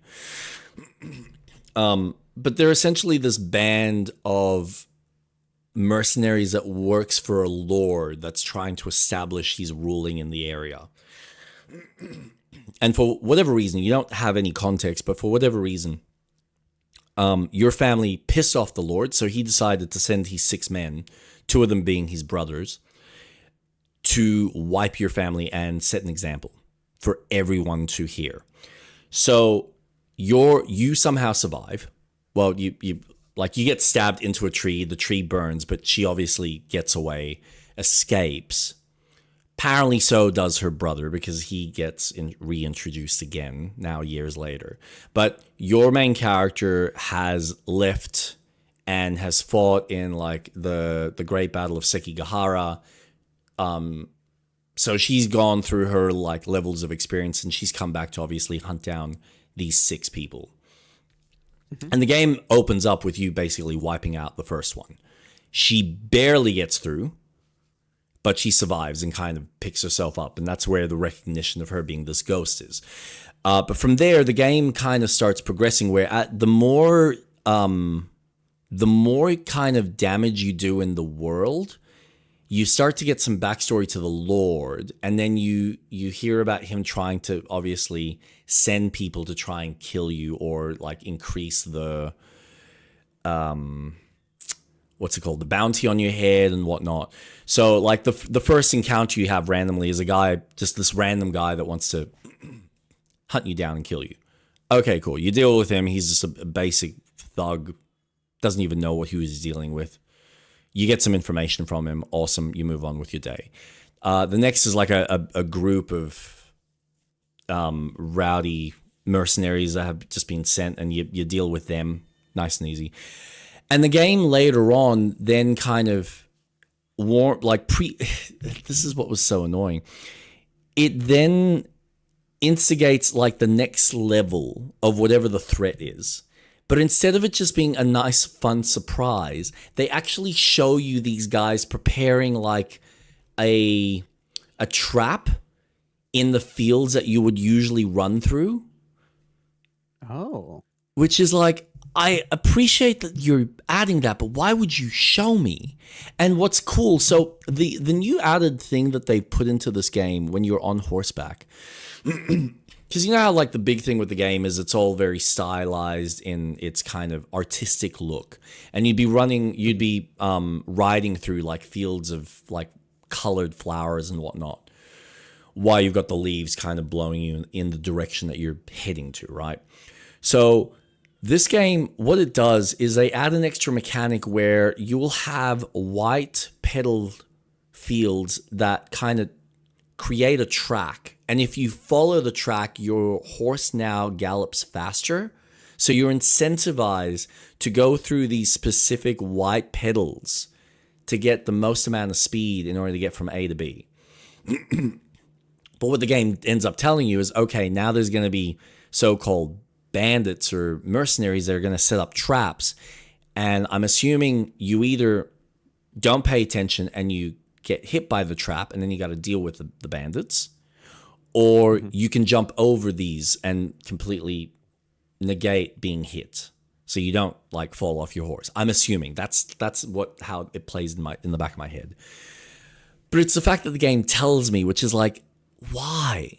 Trust that the player is going to have that organic experience, and it'll be even more fun. And then it's actually closer to a Red Dead, where you don't expect there to be a line between two trees where suddenly your character is flung off his horse. Like, that's a nice surprise for a player. But for whatever reason, it's like from an accessibility standpoint or something, they just felt, no, we got to show the player and let them know that this is now a mechanic. This is now a thing. It's like, just, no, don't. Stop it.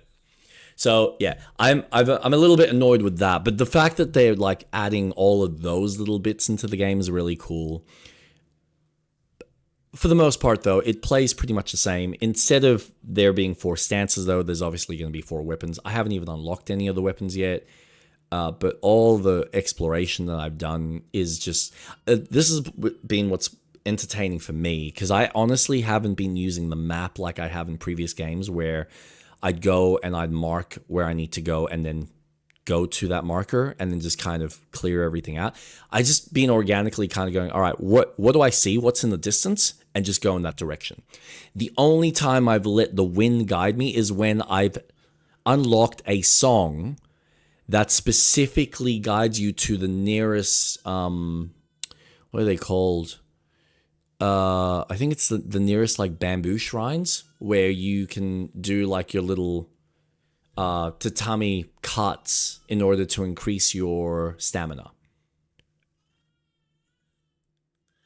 But that's been this engaging thing of, okay, if I play this song, that now wakes up the leaves and it organically just takes me in the direction of that's where the next closest one is.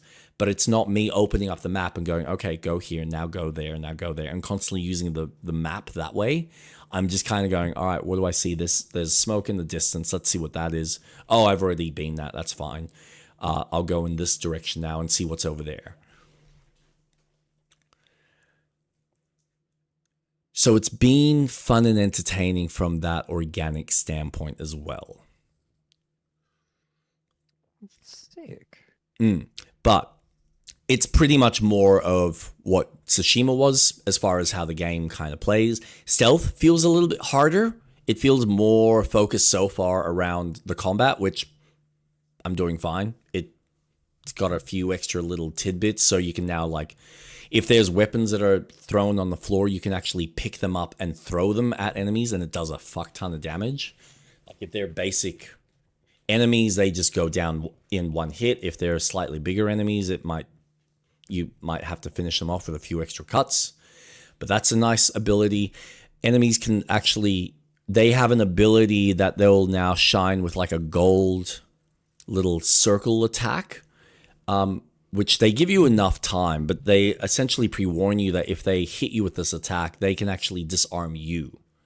Now, I haven't had it done to me yet because I've dodged every one of these attacks, but the counter to that is an ability where you sheath your sword. So you press another button, you sheath your sword, and then you time it so as they go for the attack, you basically come in and then stop them from doing their disarm, and you screw them over. So there's a lot of these cool little like push-pull systems in the game, which is fun.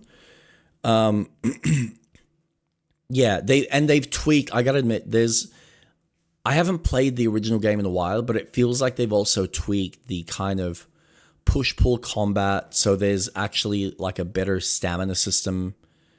It's more incentivized to use things like heavy attacks to try and do more stance damage to them, or getting the counters so that you can kind of break their stance in interesting ways. So yeah, they've tweaked it enough where it feels like a far more tighter experience with all the extra little bells and whistles and added benefits that, have been added to improve the game.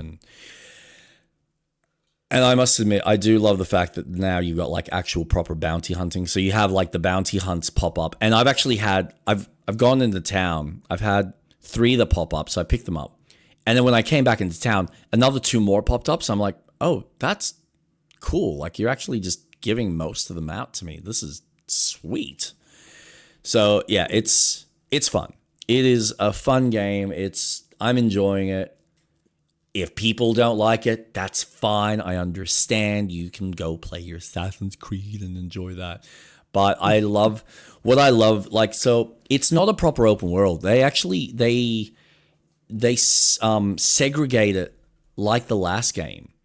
So when you have, it is, in one way you can look at this as disappointing. So you've got like the mountain in the back that you can see. Mm-hmm. You can't just climb up it. It's not like it's not like a massive open world where you can just go up the mountain and do whatever you want. Apparently that's its own area. And you're just kind of exploring the bottom parts around the mountain and around the island. So everything's kind of segregated in like very unique areas.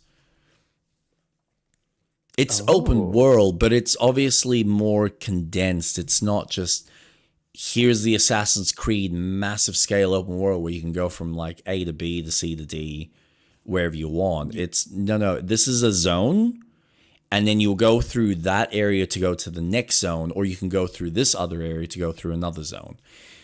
If people don't like it, good for you. You have an opinion. Every person is entitled to an opinion, and anyone who denies you of your opinion needs their opinion license revoked. If only, Doco. But yes, I'm enjoying it. Power of the internet. Oh man, people just, you know what? Like I said earlier today, if he came at it with some level of, you know what, I disagree with you, I prefer this because of A, B, and C, fine. The attack, it's like, wow, okay, now I need to start being mindful that there are just fucking retards online. And I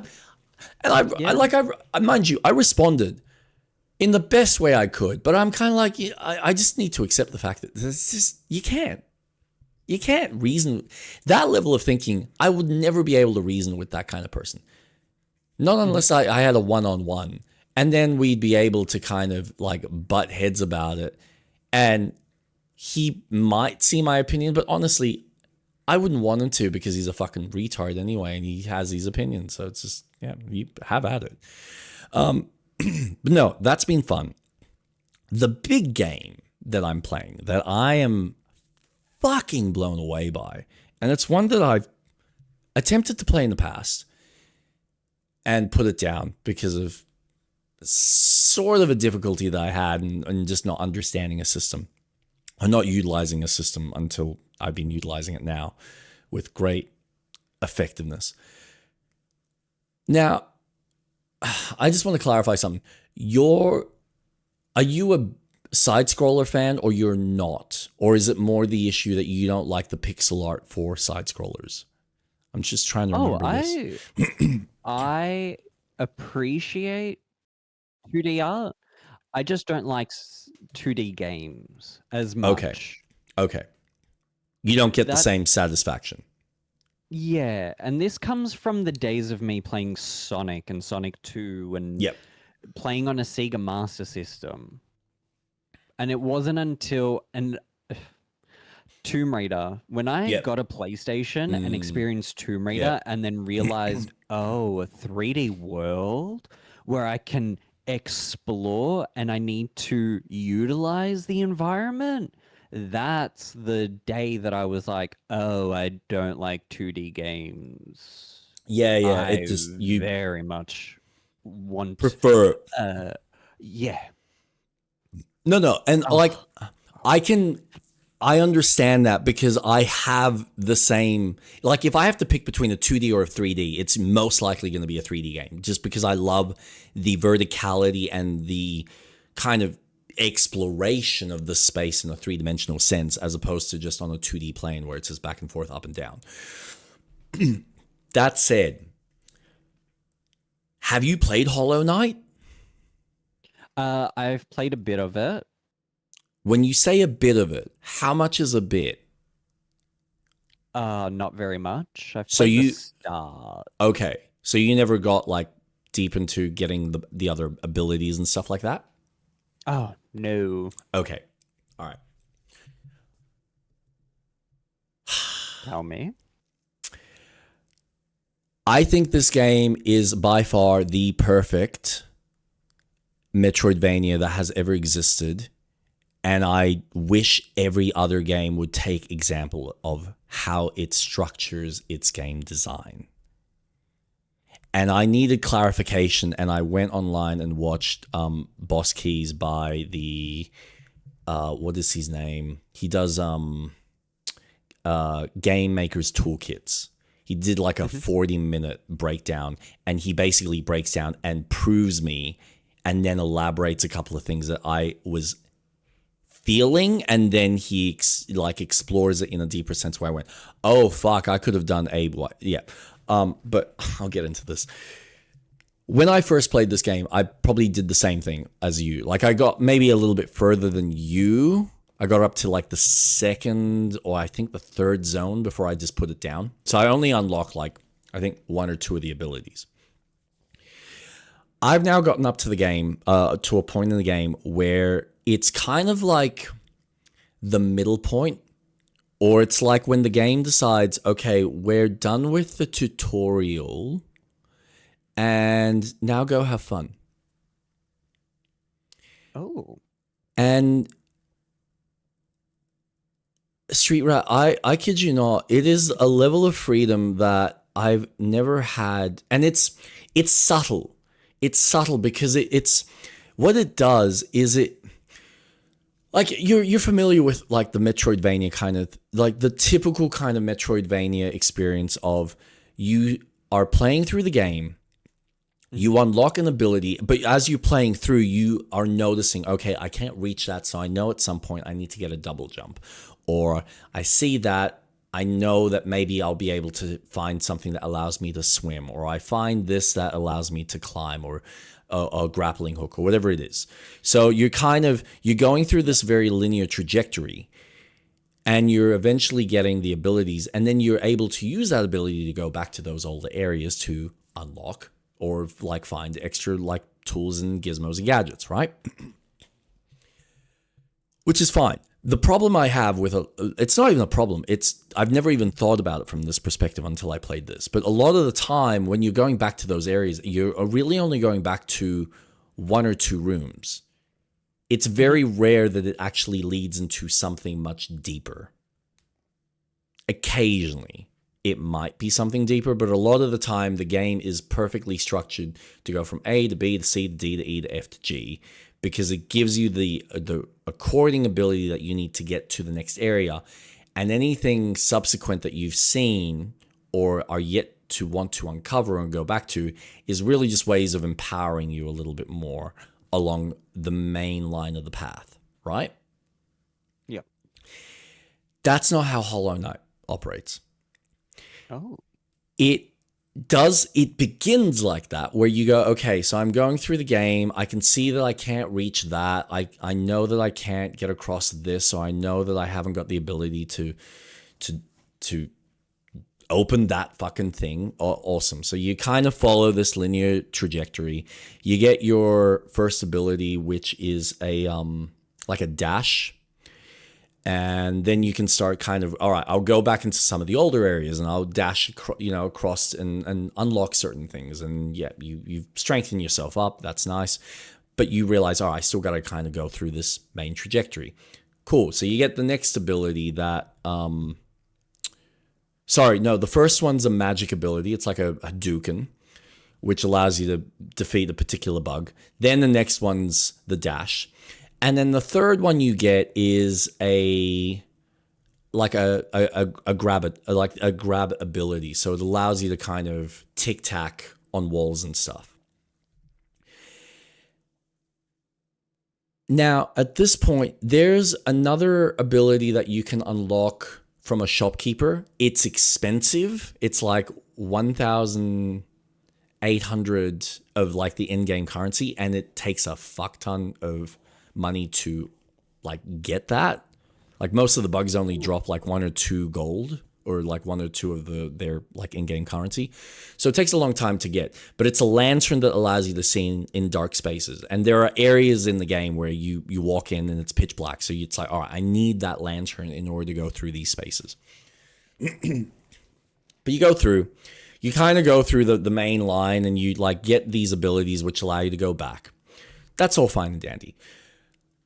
But it's at this point, once you kind of get into this like middle point of the game in the map, where the game just kind of goes, all right, we're just letting go. We're going to kind of tell you to go in this one area and maybe go exploring, and we recommend checking that out. But you don't have to.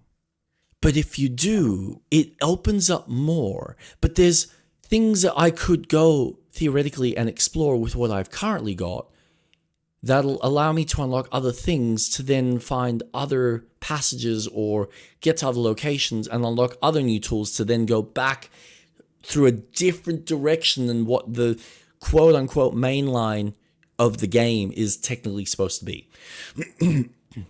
So what you quickly realize is the game gives you enough tools early on, provided you're kind of following this main path. The game gives you enough tools to then kind of go pick a direction, find something that you haven't, that you, with the tools you've got, that you might be able to unlock. Like, all right, there's a key that you find, like this random key. I use that key upstairs in one space, but I could have used it later in one of the areas where I was already exploring to unlock a whole nother like labyrinth to escape through. Now I can buy another one of these keys, but at the time I didn't have the money to buy said key. So when I was like locked in this area, I couldn't unlock that particular trapdoor to continue exploring one way. So I had to go up a different path. That then gave me another ability that now allowed me to slam through walls, which meant that now I could go through this other cavern that I remembered and slam down and then unlock this whole new ability, which then opens up and tells you, okay, this is what the game is about, and you need to kill these like three entities that are asleep. So now I have the ability to wake up spirits and kind of fight these boss battles in this spirit realm and gain a few extra abilities with that. But there's like all this extra stuff that I can still unlock in the area that I'm in or in the area above me that will then give me access to a whole new and you just realize that the game just opens up in this like really fucking web style of a way where you're just like, go nuts. We've given you enough. Figure out the rest. And they give you what you need to know. Like they mark on the map, all right, these are the three main points. But how you choose to get there and what you choose to do in between and what other discoveries you make in between that, it's up to you. It's cool. So I've never had a game that's felt so rewarding where they just kind of go, we're going to give you enough tools and we're going to reward you in the exploration where you're incentivized to not necessarily go down the main path, but take a different route and then find that route takes you to where you needed to go anyway. It's just a different direction while also giving you a whole new trinkets and whole new surprises and other things. There's different ways that you can even get money in this game. Like I didn't realize there's like a shopkeeper I found. There's trinkets that you find throughout the game, like journals and king's idols and stuff. They don't tell you what to do with these until you find a shopkeeper that's kind of like this relic hunter. And you can sell it to him for a large sum of money, which is how I was able to get the lantern. Because I'm like, oh shit, I've actually got like some of these relics he would give you like 450 or 900 pieces. So it's like, all right, awesome. I can get the lantern now, which means I can go through these areas that I couldn't. And now I'm exploring parts of the game that were like locked away because I didn't have the ability I needed. So it's just the depth and detail on top of the level of animation work and world building with all the characters kind of like appearing as you explore. Like it's Bloodborne levels of, or just FromSoft levels of storytelling. It's fucking amazing. Jeez. And oh man, when I finally got my head around how the attack system works. So on top of the fact that so you can attack like in front of you, you can attack above, you can attack below. Mm-hmm.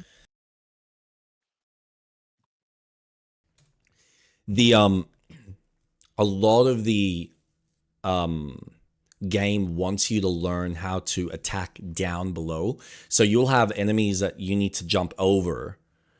And sometimes they might have a shield, so they'll try and block you from above their head. But the game is trying to teach you to use this specific attack where you jump on their head and then you time your attack. So, because every time you attack, you bounce yourself up. So you get a little bit of lift. Yeah. So you're getting like this perfect timing. And then there was one enemy type that was using the shield, but at the same time, he'd then attack up. So then you start baiting him. It's like, all right, I'm going to get you to attack me from the front. So he does a wind up. I jump on his head, attack him on the head. I let him wind up. So now he attacks up, but I can attack him in front of him. And so you just keep bouncing like back and forth. But then I find out that depending on the type of attack that the enemy does, you can also counter their attacks.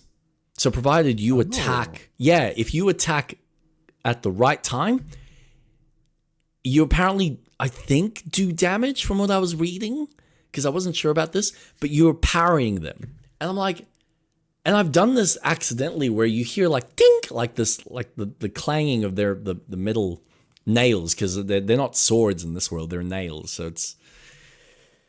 But then you get like the FromSoft thing of, okay, you can strengthen your nail. You've got like the Zelda or the Metroidvania thing of like finding 4 pieces of this to increase your health, or 3 pieces of these to increase your mana pool, which is what you use to do your abilities or have heal yourself and stuff like that. The relic system's really neat, because a lot of them, so there's like relics specifically linked to exploration. So the maps, you will not see your map, as you're probably familiar with, until you speak to the what is he called? The cartographer, who sells you the maps. But then you won't see yourself on the map until you've got a compass. So you need to have if you want to see where you are on the map at any point in time, you need to have a compass in like your relic slot. So you need to use up a single slot for a compass. But there's like abilities that you get later on. So I don't know if you remember, but when you play the game, every time you attack, because your bug is light, he gets flung backwards every time he attacks.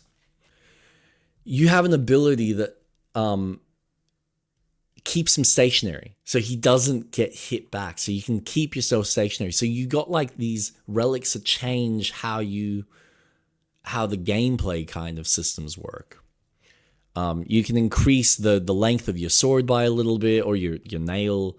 There's things that like will give you extra benefits on how much mana you can, or like spirit you can accumulate, and it's nuts. The level of play and the level of systems that they have, without you needing to have to worry about a fucking leveling system in general, it gives you all the freedom without the worry of stats. I got to knock off of the... Yeah, and get ready for tomorrow. Yeah, enjoy your... Man, I'm going to knock off for the night. Get ready for tomorrow. Take care and have a good night. Have a good one, mate. Take care. Good night, Doco. So, yeah, it's man, I know it's never going to happen, but I honestly wish more games, as far as anything that's got anything remotely close to a Metroidvania, actually took notes from this game. But I know that would require a level of foresight and proper development to kind of go, okay, we need to build a big enough world that is well interconnected, and then give you enough tools so that there are multiple routes to get to where you need to go. Yep. But like, I know you're not the biggest side scroller guy, and I get it. But if you were to experience this and actually give it a go and play it organic, like, this is the thing. I've looked at the maps and I've looked at like guides and stuff. On that, none of that sinks in. I honestly get nothing out of it. And I'm not even using the guides and stuff while I'm playing through. I occasionally look at the map just to kind of get a reference point of, okay, so I've explored X amount. How much more have I got? Oh, all right, it's even bigger than I thought. Cool. All right, so that's fine. We're talking about Hollow Knight. Uh-huh. So just exploring it organically is just so rewarding. Like, all the little secrets when you find them, or things that you discover, or you just kind of go, now that I got that ability, I wonder if I can get up there. And you pull something off. Like, people have, I didn't even know this.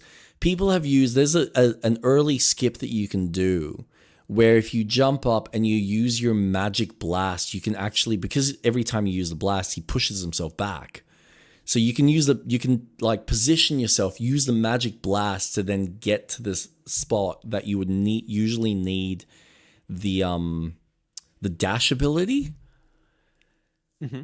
But it's stuff like that they just, even the developers have kind of gone, yeah, we just wanted to give you enough tools and enough guidance, and then we trust that the player is going to discover what they need to on their own. And that's the satisfaction, because then it feels like it's your experience and your kind of exploration of the space, as opposed to, no, we're going to tell you exactly what you need to do at any point in time. Do you feel that this has dethroned Metroid? I never played Metroid, but it certainly has dethroned any Castlevania game I've ever played in my life. Super Meat Boy, Hades, Dead Cells, so many games of that genre I haven't touched. I have played Hades. I haven't finished it. I couldn't finish Hades. That requires a level of commitment that I've just never really, I don't see myself doing. I can appreciate the storytelling. I can appreciate the level of writing that has been put into the design. There is so much about that game that, from a mechanic standpoint for its writing, is fucking amazing. It's the same level that we see here with Baldur's Gate. Yep. But I think as far as a Metroidvania, as far as the idea of having tools that are given to you. So Game Maker's Toolkit explained, I think his terminology of, they are keys that open doors. So the game has various types of doors that you need to unlock. Mm-hmm. So such as, I need to reach this part. The key to unlock this part is a double jump, or the key to get into there is the swim ability, or the key. So it's keys that open doors. Like, mechanically, that's the best way to describe it. And I think this game, the way it utilizes the keys to the doors, is by far the best representation I've seen in a game. By far. Jeez. Yeah. Because, like, FromSoft has a level of exploration. It's got, obviously, it doesn't necessarily have keys and, well, I mean, it's got keys, but most of the time it's not necessarily. 100% does. Yeah, but it's not the same kind of keys. It's not like you're necessarily getting, apart from Sekiro, and even then Sekiro was fucking weak with it, because it's just like, oh, we're just giving you this arbitrary swim ability now. Okay, and you only ever use it in like 2 or 3 areas of the game, and that's it.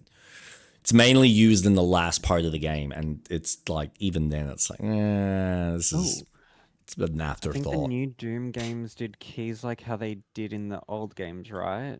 I haven't touched any of the new Doom. Yeah, the newest Doom has the old style keys. Yeah. Oh, so they went back to their roots with. Oh, very Dark much. Age? Yeah. Dark Age is very much. It feels like Doom 2.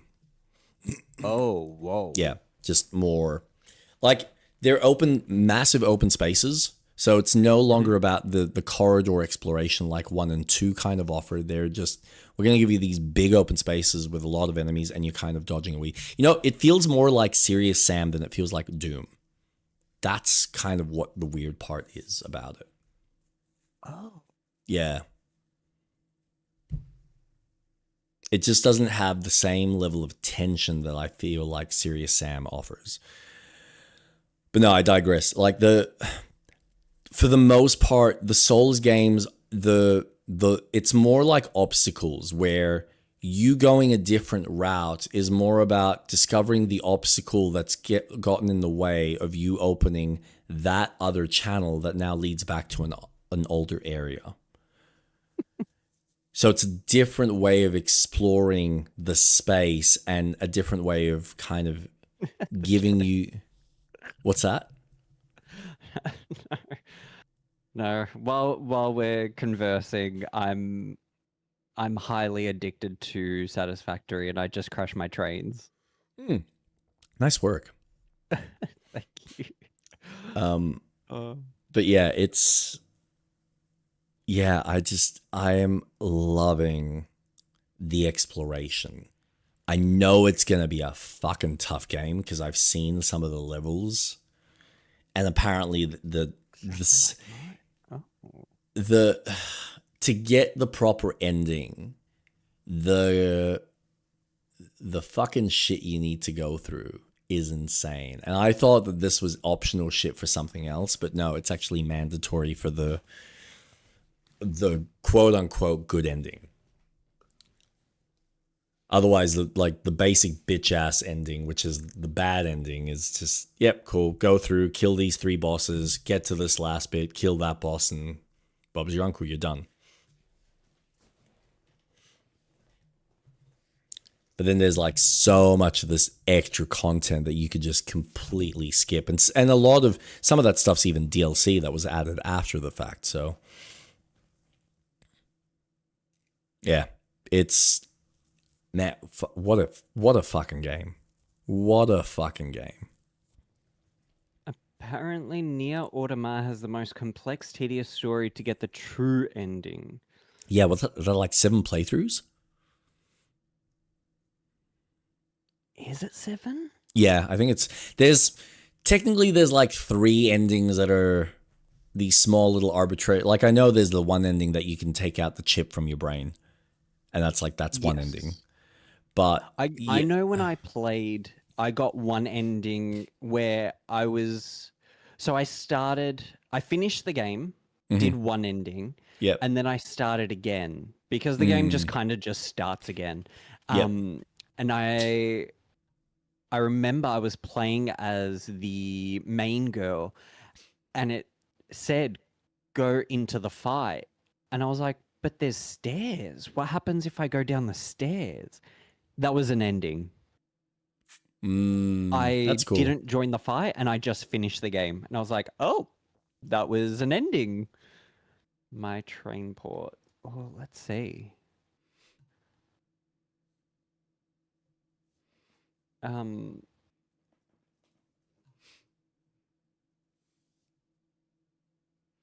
I like games that offer multiple playthroughs, but Nier ain't my thing.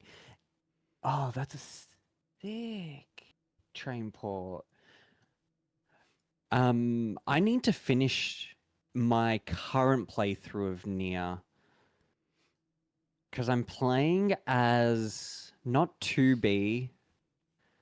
Oh, you playing as a robot? Well, yeah, they are robots. No, there's another. Yeah, okay. There's probably not 3. So I'm playing as the boy.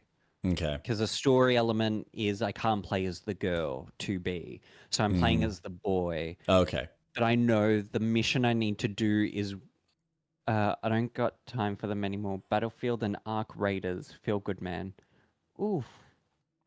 How is Battlefield going? Because I'm not going to touch that with a 100-foot pole. I know the story is a piece of shit, but I'm assuming from what I played, the multiplayer was great. Like, if you want more of that, Arc Raiders, I'm curious about, but I don't think I want to be paying full price for that.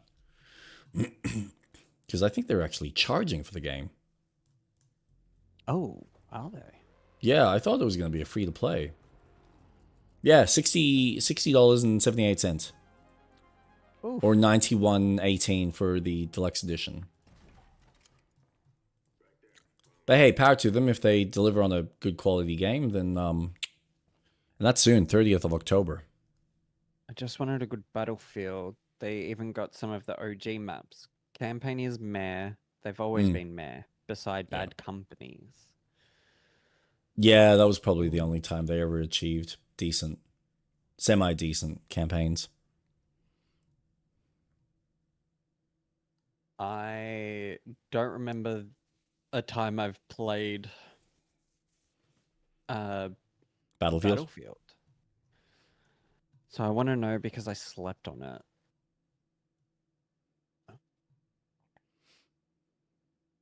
I don't primarily play multiplayer games. Yeah. I will go through a little stint of playing them, but then I get over it. I think the most I've ever gotten you. Rivals. Oh yeah, no, that's fair.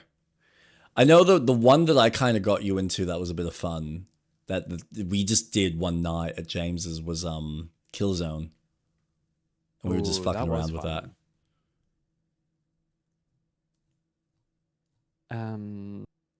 But have you heard of Anata? And why does that ring a bell? Ananta.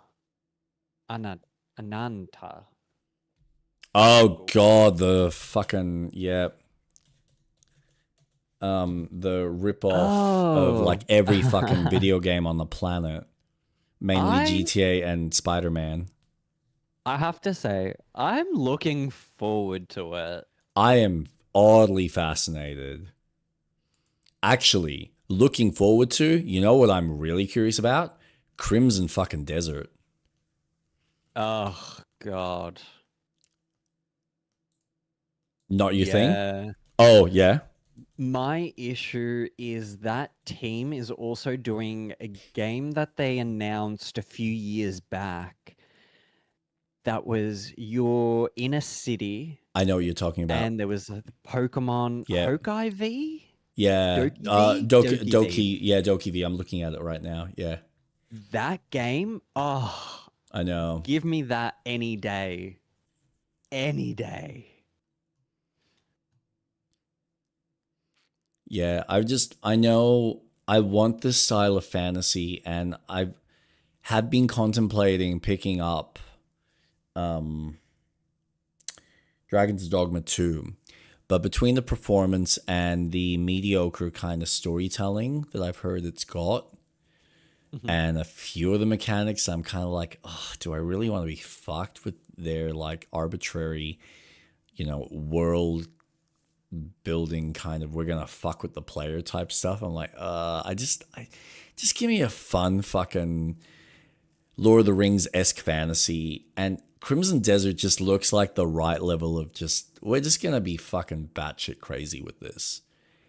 And it's everything I see of it, I'm so skeptical because it feels like there's so many systems that just feel like they shouldn't work.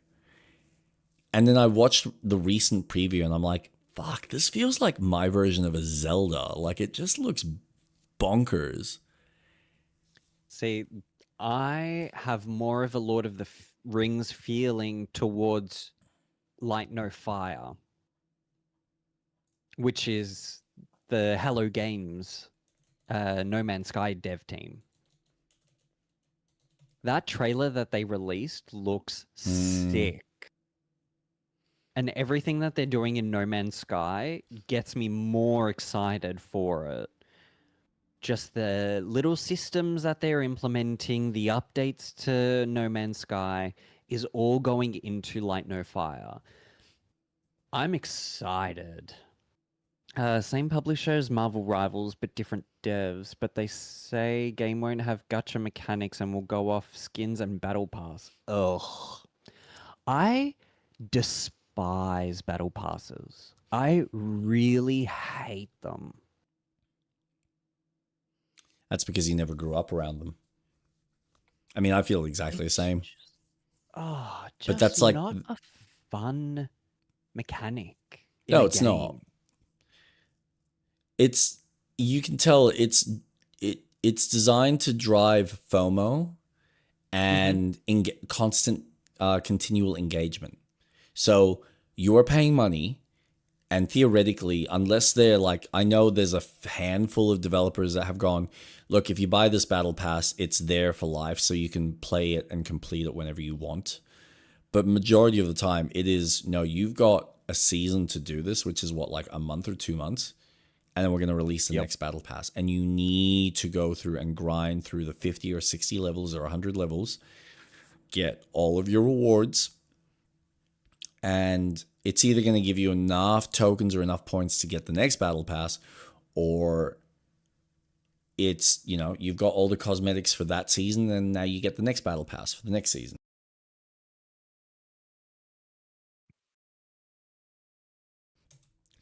But that just shows me that then everything that you designed the game around is about that battle pass. You're not looking at how are we making this fun for the player from moment to moment. No, we're making it fun for those who want to spend the $30 a season. $30 a month.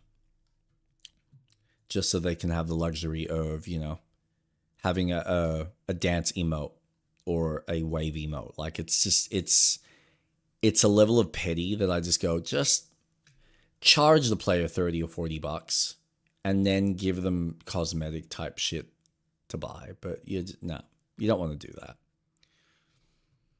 So you'll theoretically make more money off people by doing it this way. Yep. So.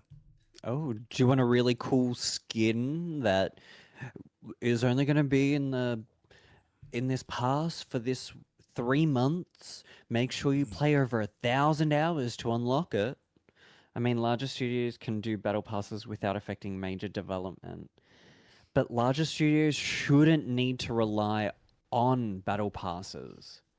If I'm paying for a game, I shouldn't need to rely on buying a battle pass just to experience it. If they've put the time and effort to already put in the skin, then I should have that skin. That's why I like Expedition 33. Because everything is in the game. Same as Baldur's Gate 3. Everything is in the game. Yeah, but you're talking about developers that respect the player's time. It's the same way I feel about Hollow Knight, where they go, everything's in the game, and we're going to give you the fully fleshed out experience, and we're going to rely, and we're going to trust that you're going to be able to go through it however you choose to. We're not going to hold your hand. We're not going to, sugarcoat it. It's not going to be easy, but it's going to be rewarding, and it's going to be fun, and it's going to be an enjoyable experience if you stick with it. And there's not going to be any like cutting corners or, hey, buy this pass that, unlocks money for you or gives you extra XP. It's just, here's the game. Play it. That's why you're here. Otherwise, why are you spending money buying something that you're not going to enjoy? Single-player narrative games should never not be sold at a single rate. But if it's got servers for multiplayer, that costs. And that's the interesting part that now gets kind of, because you got to remember, I was making this point to Frank today, because he was asking about Battlefield, and he's like, which version should I buy? I'm like, honestly, mate, just buy the base, because the only thing you get from the deluxe is a couple of extra cosmetics and whatever their in-game currency. And I said that without even having read what the actual deluxe version had. Went into the deluxe, and sure enough, extra cosmetics and in-game currency. That'll again go towards extra cosmetic shit. Because they realized there was no point in releasing these map packs as DLC anymore because most people weren't buying them. Because, of course, they were charging through the fucking roof for like an extra 2 or 4 maps. Which for most people, it's like, why am I spending $15 on a map pack? Map packs also divide the community. Oh god, yeah, it does. That was the other factor. So they realized, okay, not everyone's paying for these map packs, which means we now have a smaller subset of players that have bought the map packs. They get to play it, but now they don't have the same player base that have access to those map packs because they haven't unlocked it. So what do we do? And now we got the ones who paid. They're complaining that they're not getting anyone jumping into their corresponding maps. And the new players are like, but, I'm fine. I'm not getting players that are wanting to play these older maps. So they just kind of went, all right, well, we'll just make the maps as part of the service, but they obviously need to have some sort of revenue for the server maintenance to keep going. Okay. This, because we're talking about EA with Battlefield. Yep. Are these maps old maps or are they brand new maps? Depends on EA or the company making it. Because if the maps are old, you've already designed them. They already exist. So why are you charging people for something that already exists? Because they now have to build it and reincorporate it into the new game. If there's new mechanics into the game that aren't, coded for, now you need to make sure that the map itself is catered for that and has been tweaked for the new gameplay modes or the new mechanics in the game. Okay. Fair. New engine, because obviously it's going to be using an engine that is far more modern than what your old Battlefield was. Isn't there a highly successful sports game that's bringing them constant revenue? FIFA. Sorry, something stuck in my throat. Isn't that paying for stuff?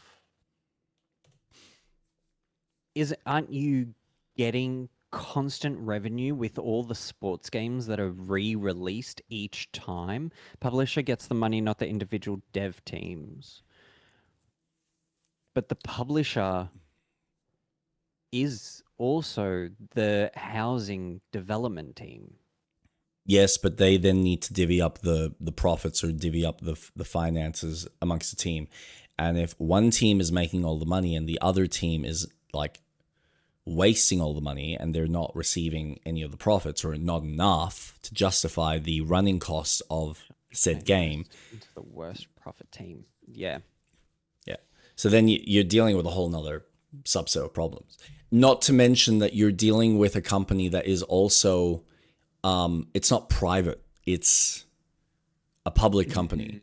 And they need to service their investors who are obviously buying shares. So they're hoping for a dividends payment. Or they're hoping for the shares to go up in value, like one or the other.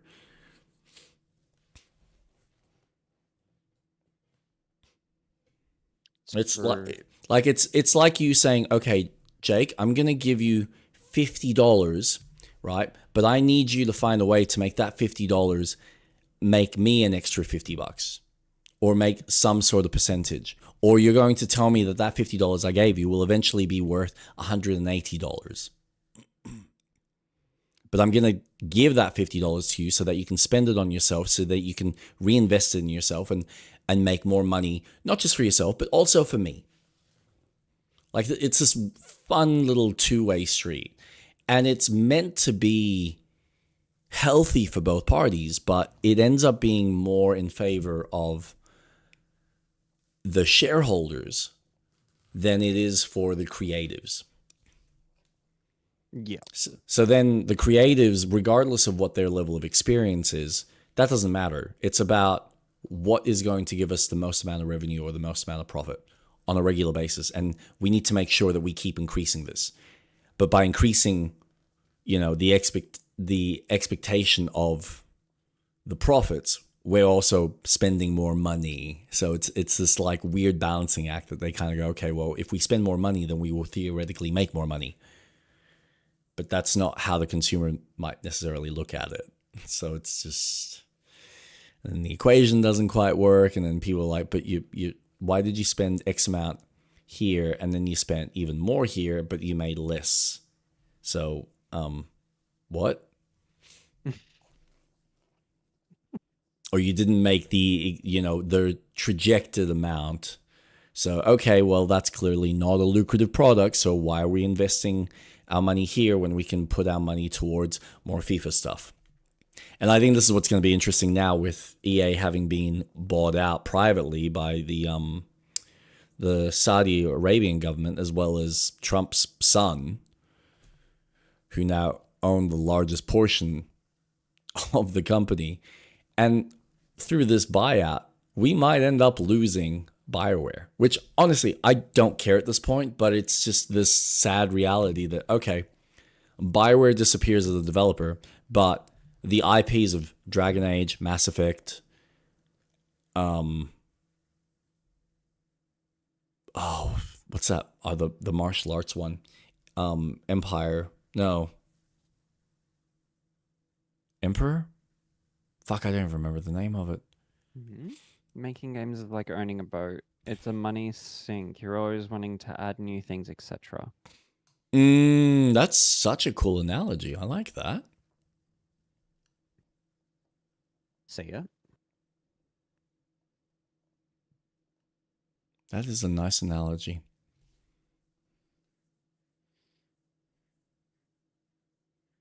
Yeah. Yeah, it is like building a boat, but it's about finding that right balance of making sure that the boat's big enough so that it can still swim, but not got too much ridiculous shit in there that it's going to cause it to capsize or sink.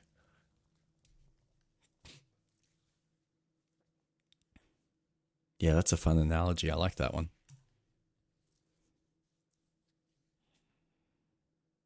But yeah, it's sad. Sad. And this is the sad part with Sony right now, because they're chasing those similar trends because they don't want to be left behind. Like, they're obviously doing well from the console space, but they don't want to be left behind with not having some form of a product that's anywhere close to what Take-Two have with GTA, or what Epic has with Fortnite, or Roblox has for themselves, Microsoft with Minecraft, technically. That is Microsoft. Yeah, like that. There needs to be some level of perpetual money making coming in. And yeah, you make these small little investments if the company's smart enough to go, okay, we're going to like feed it into these smaller products because they help flesh out the portfolio, but they're not the same money makers. It's not, and this is where it's the difference between a video game versus a fucking gambling product. And this is my issue with a lot of these live services, because they are designed like casinos. Yep. And unfortunately, it's a casino that is... But damn, if they ain't showing off something that is probably better than the new GTA, with devs who are putting it all together for the first time, not the sixth. Yeah, and we've had this conversation. Like, everyone's trying to jump on the bandwagon of the successor, not realizing that the successor has spent how many generations of fucking around with mechanics before they even got to where they needed to be. Yeah. Like, we were discussing this with FromSoft. They started off doing what is it, Kingsfield?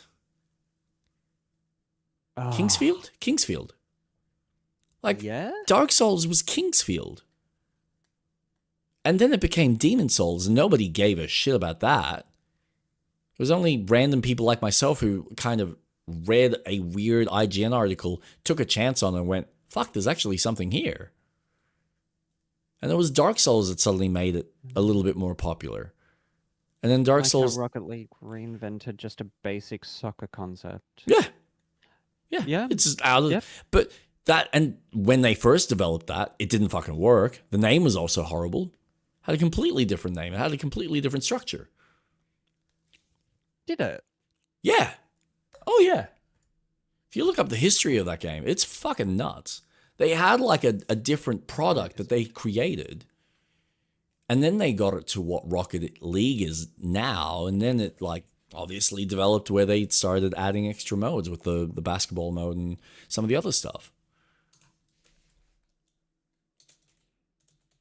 Oh. Anata is updating GTA. Anata is updating more than just GTA. Yeah, so here it is.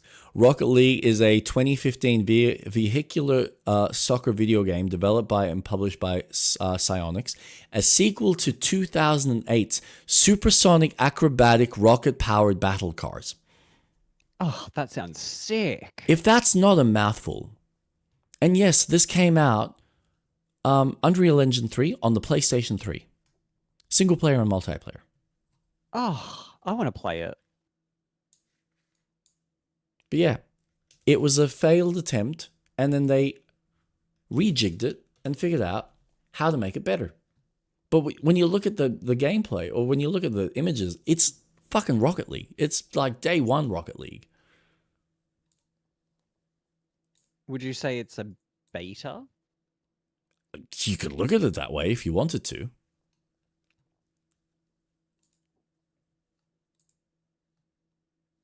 I never actually saw proper gameplay, but I'm just looking at images and it's like, yeah, it's literally Rocket League. Just probably doesn't have the same finesse and the same tightness to the car maneuverability. Most good games came from mods of other games where they had initial good idea, then refined it, like Valve's Portal. Sometimes, yes. Yes. Yeah. Portal was a student development team. So it started off as a student project. And Valve loved the idea so much that they kind of approached them and made a proper game out of it. Have you ever played that project? No. You play as... It's such a cool idea. You play as a princess making portals, but she's got no knees, so you can't jump. Oh. Yeah. But yeah, it's like their first early version of Portal. It's like two uni students just making a game dev type thing. But then, yeah, you get things like Dota that obviously came from 3 corridors through Warcraft. Halo was supposed to be a strategy game that got turned into a fucking first-person shooter. Squad was a Battlefield 2 mod. TF2 was a mod for Old Source. I think even Halo was a mod off a old Command and Conquer type game. Master Chief was a unit you made. I think it was Mythic. It wasn't Command and Conqueror because they I'm pretty sure. Let me just have a look this up. Not 343. What was it called? Bungie. Because Bungie was working on a strategy game at the time. And I think they were using that old... I think it's Mythic. The Fallen Lords. So it was a strategy series that they had themselves. And I think they were using that engine.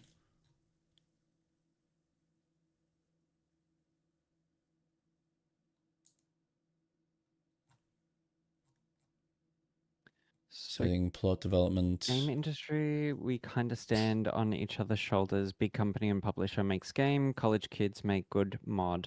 Publisher notices, make new game. Cycle repeats. 100%. Yeah, the Myth engine. So that's what it was built off of. But yeah, strategy game. Yeah, sometimes surprises can come out of anything, really.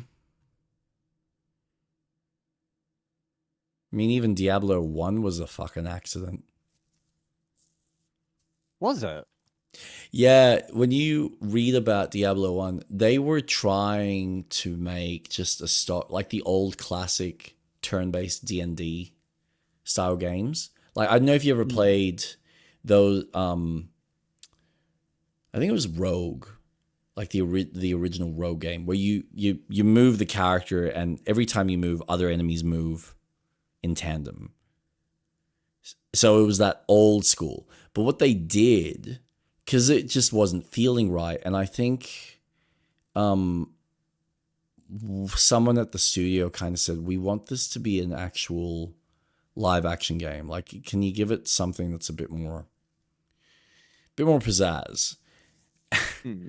And the main programmer, he's kind of like, all right, fucking let's make this like let's actually, instead of it just being you move it, let's have it all interact instantly. And the moment he changed that script, it just changed the game. And he's like, wow, this actually plays like an actual action game now. So instead of it being you move, the AI moves, you move AI. No, it's just, he just changed the script. So it was just, all right, it's all just happening. So you just have to move. And the dice rolls were happening quick in the background. And it felt, that was like the first ARPG that was born from just a random change in the script. But that was last minute. That was completely fucking accidental. Huh. Yeah. Fucking love that. So cool. So cool.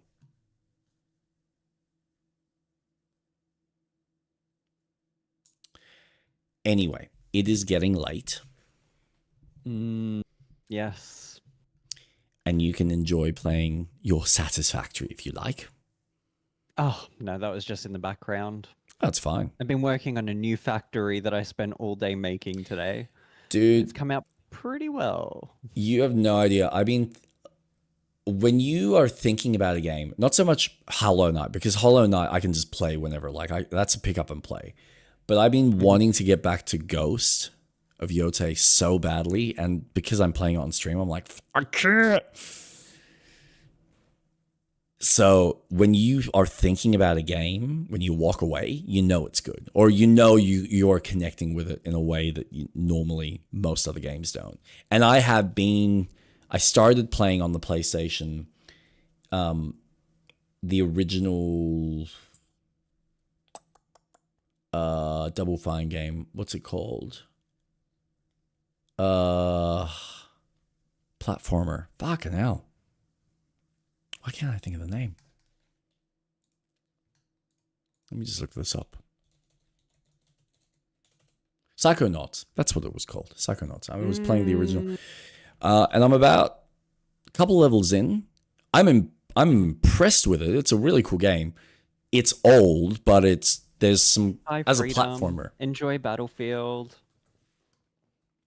As a platformer, it's fucking well designed for the time.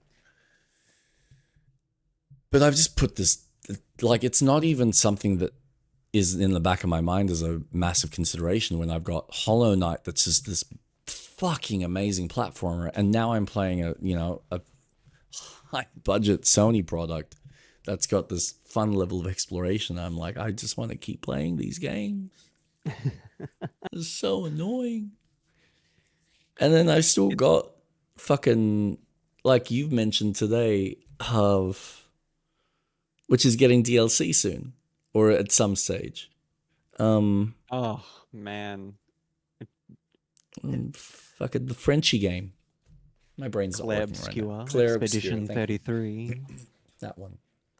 Like this. Just what lovely feet. Let the elements converge. Man, Jeez. the realization that I actually swim.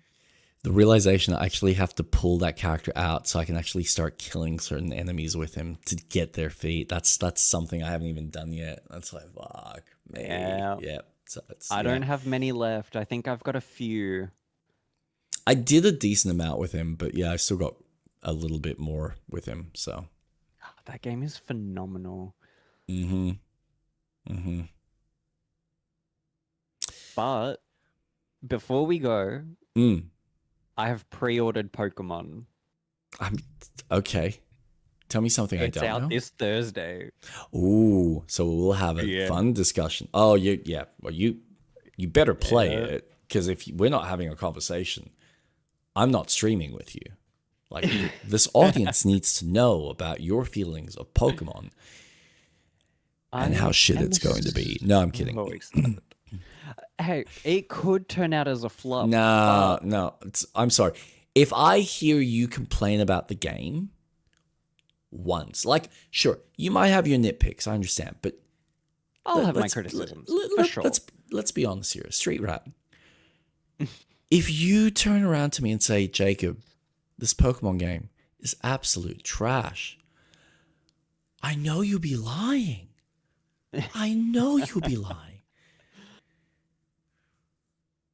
Like, the game would actually have to fail on so many parts, and they just like, and when everything that they've shown so far, which has been very manicured, it looks fun. That's all it needs to be. Exactly, that's the point. Yeah, to me, everything. I don't care about what people. Why did I sound like Trump? I don't care. I think it's great. They're all just a bunch of fools. They don't understand. It's okay. I made Pokemon it's all right. great. I'm the one who made Pokemon. Oh my god. Oh god. So good. It just looks fun to just what they're showing, the trailers, the boss battles. It just looks fun. Yep. That's what I want. When I see a game trailer, I just want to say, hey, you're showing me fun. And that's what you're selling me on. Yep. That's what I want to spend my time doing when I can get home, turn on the Switch, play the game, and go, man, that was really fun just walking around with my Pokemon and just catching and battling. This was fun. Yeah. The entire premise of a game that, I'm absolutely chuffed, and I can't believe it's already going to be out on Thursday. I feel like time has moved so quickly. I'm very excited. Very excited. And yes, people already know that I am feeling sick on Thursday. I'm getting a bit of a cough and a bit of a migraine. Yeah, I'm noticing there's like a tickle there that you might want to get checked. Yeah. I don't know. But don't get it checked yet. Just during the stream. Yep. Just get it checked on like Wednesday, Tuesday. Just see how you're going. Check back. We'll. Well, it's funny because one of the girls at work, I was like to her, because she knows she's also a huge nerd. We watch One Piece together. So whenever we watch it, we message and we're like, what the hell? And she's a huge Pokemon fan. Like, she's very much me. She's like this tiny little Asian girl, and she's so funny. I was like to her, I'm going to call in sick on Thursday. And she's like, okay, I'm just going to Google October 16th. I'm going to guess Nintendo. And as soon as she Googled it, she's like, yep, Pokemon ZA. Yes, you are getting sick. And I'm like, yeah, I am. That's cool. Yeah, when you start getting to that level of nerdom, you know that like you're connecting with someone. Oh, absolutely. So- There's so many of us at work. So because PAX is happening, okay. I've got a couple of people who cosplay. When is And, PAX? Yesterday through to tomorrow. Oh, right. It's this weekend. Okay. Yeah. And last year when I went, I bumped into them, and the guy who cosplays was a hunter from Bloodborne. Oh, I was like, this neat. is sick. Yeah, that's cool. And I don't know if he completed his outfit for PAX in time, but he was doing Malekith from Elden Ring. I think. Man, that would be intense. Yeah, I know he still needed to paint, so I don't know if he finished it in time. Fucking hell. Um, I want to picture what that's like, because that feels like something that's more of a puppet. Or almost on that level. The version of Malekith that isn't a beast. Oh, he's doing the human form when he's transformed already. Yeah, okay. Yeah, that makes more sense. That makes more sense. Yeah. Yeah, cool. Man, I have so little remembrance of that fight because I cheesed it with the fucking mimic. This is the other reason why I haven't done the DLC, because I started a new character so I could go through the game again without that fucking mimic. Because yes, it's useful. There's something about it. I feel like the mimic cheapened my experience of a lot of the fights.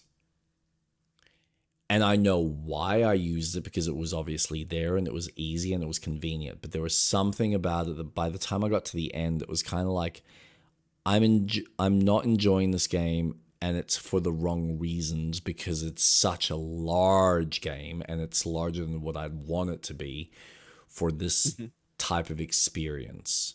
This is the one thing that I will say about Bloodborne, Sekiro, even Dark Souls 1, 2, 3. Like, they're just very condensed. You can get them over in a month or two, as opposed to feeling like I had to sink my teeth into this, and this was a large endeavor because of and to be fair, it's because I obviously went for that 100% type of experience, but even then it's like, fuck me, there's so much fluff, but it feels necessary just even from an XP standpoint, which is very noticeable when you get to the last bit of the game.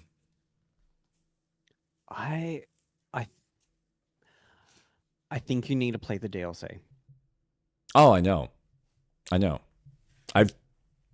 What I saw at your place and what I saw at Jason's, I'm like, and some of the stuff that's floated around online, I get it. I understand why it's good.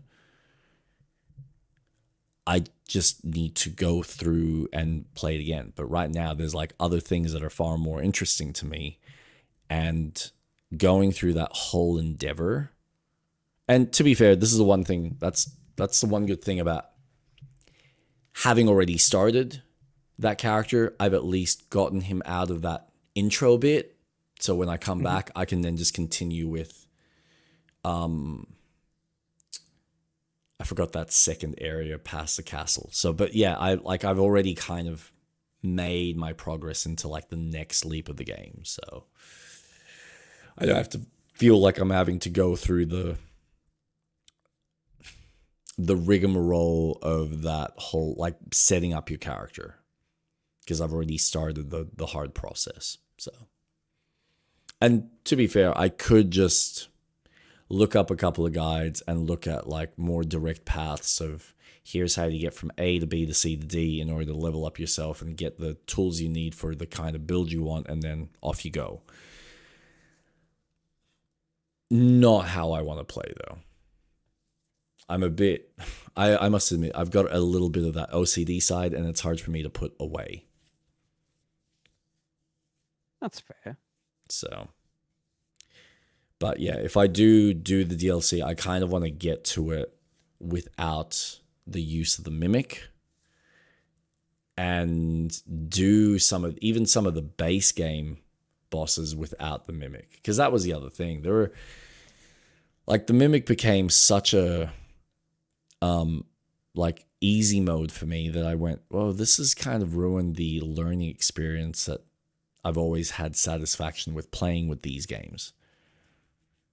Because I went through pretty much every single one of their games without ever even using the summoning system. I know it's there. I know it's there to assist the player. And there are times when it's useful, but for the most part, no, fuck it. Let me learn the actual system. Let me learn the correct timings, the dodges, the jumps, whatever I need to do in order to beat this son of a bitch. But the moment I got the Mimic tier, it's like, oh yeah, cool, just, it's a challenge. Now, Mimic tier. No, I don't want to deal with you. Mimic tier. Mimic tier. It's just like, by that point, it's like, Now I'm not really learning. I'm just, here you go, and I just beat you over the head.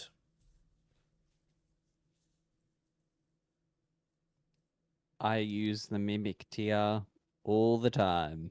Oh, and that's fine. Like, look, if you enjoy it and it doesn't ruin the experience for you, that's fine. The problem is, for me, it did ruin the experience because I got to the end of the game and the last handful of bosses that should have been this fun push and pull was, get out of my way. Please, will you just die so I can finish this fucking god-awful game? And that's not the way I should be ending any game feeling, where it's like, I have spent over 100 hours. Please just end. Please, for the love of God, can you just be done? I don't want to play anymore. Which meant I should have stopped playing ages ago and then come back with a bit more of a refreshed mindset, or approached it completely differently and just taken a break in between. Like it's a lot of game. It's a lot of game. Oh, 100%. I mean, I remember expressing, I think I expressed this to you last time. Death Stranding 1 and 2, if you go through them and just focus on the main story, are great. The moment you have to start doing any of the stuff for the platinum, and everything just falls apart because the game just doesn't make itself interesting, and it becomes a grind, it becomes a slog. And for a person that doesn't has the ability to just turn off and listen to a podcast or do something else, it's fine. But if I'm playing a video game, I want to be engaged in the game. I'm not playing it to turn off. For someone else, that might be fine, and that might be the experience that they want out of the game, which is why I understand why Assassin's Creed works for so many people, because it is a switch off and just do this monotonous task again and again and again and again and again while I'm listening to something in the background or while I'm watching something else. That's not how I engage with my games. I don't skip cutscenes. I don't play monotonous games that are just switch my brain off. I want to be engaged through the whole experience. And if I'm now feeling this sense of, oh, but this is just a part of the game where you just turn your brain off, no, we're done. Because you're literally offering nothing of substance for me other than some fulfilling need for someone else. You've stopped being interesting and you've started becoming a chore.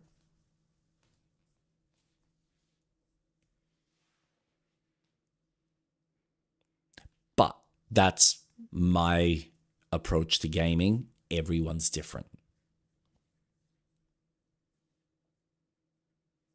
I get that though. Well, it's why, like I was telling you this, it's why I stopped playing Fantasy Life I. I appreciate what it does, and it does a fucking lot. But it is like you said, and you worded it perfectly, it's a switch your brain off and just enjoy the experience. Mm-hmm. And I can do that for only so long. Like there are games that I will go to that are like, yeah, I just need something that is familiar to me that I can just switch my brain off. But I like the freshness. I like the engagement of what the experience is. Because I like what the developer has put the time and effort to deliver to you. They've gone, here are some tools. Figure out how to use our tools to solve this puzzle. Awesome. And then you learn and you play. It's, it's very kind of therapeutic in that sense. And then you kind of use those tools to solve the puzzle, whether it's in a combat sense, whether it's an actual puzzle, whatever it may be. But it's, when you're telling me to do the exact same thing again, it's like, oh man, just, if I want that, I'll just watch Bold and the Beautiful. Ugh. That's how I feel. I know that's Yeah, no, maybe and the worst analogy for someone else. Like I know. honestly, I think that's a great analogy because that is a real good example of constant repetitiveness. The story hasn't changed. It's constantly the same. And it's years of the same thing that you're watching. There's Yep. only so much that someone can die and return. Mhm. It's the exact same thing with a video game where you just do, okay, talk to this person. Okay, go get this. Okay, now make this. Okay, now go back to that person. Okay, now you got to talk to this person. Now they want you to go out and get that item and then do this. And it's the same repetitive motion again and again and again. Yep. So it makes sense. I Just think to tick boxes. Yep. I think Bold and Beautiful is a great analogy for that. I just know some people would hear that and be like, oh, no, it's not like Assassin's Creed. There's nothing like Bold and Beautiful. It is in my head because I'm literally just ticking boxes through what to you feels like a fresh experience. I'm sure if you have the brain of a goldfish and you go, oh my God, look at that. I haven't seen that before. That's brand new. Oh, look, Bridget, she's with like Kevin now. That's new. I didn't see that coming. I was going to. They just wanted to, have him be with Steven first, and then she was going to end up with Clyde, and then Clyde obviously died for the purpose of the story for the last 6 months. So now we need to give her some drama. So who's she getting with? Her Stacy's boyfriend, Tom. Like it's just around in circles we go because it's more about the drama than it is about the fucking conclusion. Because I never want it to end, Street Rat. Never. It needs to end. It's how I feel about football. It comes around every year, but it's just the same thing. Guys running around in shorts and sweaty ball sacks, looking at each other going, I'm going to kick that ball further than you this season. You watch. But again, that's engaging for someone else's brain, and people get into the competitive spirit and the loyalty behind their team. It's like, okay, I get the psychology. I get the old kind of war mindset mentality that humans have towards sports, but it's like, come on, seriously. I can't. I can't. It's why I can't. I just simply can't. Like, and you said this yourself, you can engage in a multiplayer game for so long before you're like, I'm done. Like I've played this. I've done this map. I've run around and dealt with these fucking teabagging assholes. And the only improvement is, do I want to spend more time to be better at getting my hand to respond quicker to the pixels on the screen? So that the moment I see those 2 pixels in the distance move slightly to the left, I can get my hand there in 0.2 of a second or 0.0005 of a second. Like, okay, if that gives you if you wake up every morning and you say, man, I can't wait to like cut my kill to death ratio by half. Awesome. Power to you. There's so many things I'd rather perfect in my life. Not that. Yeah.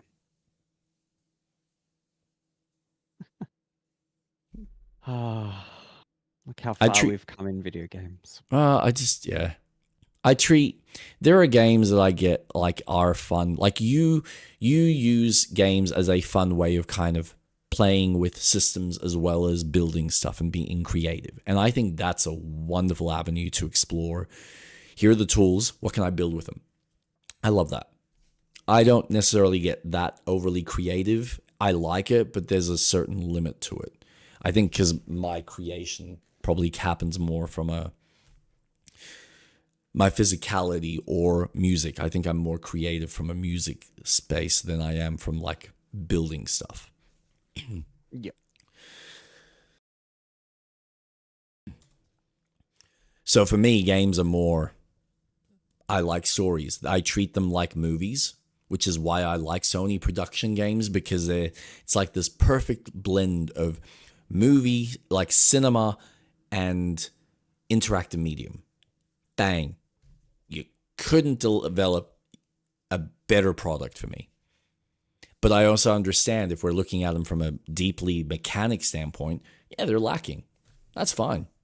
I don't need them to play like a Baldur's Gate and give me 10,000 choices. Did they make me feel like a superhero or this character in this current plot line? Awesome. You delivered your job. Well done. Fantastic. You made me feel something.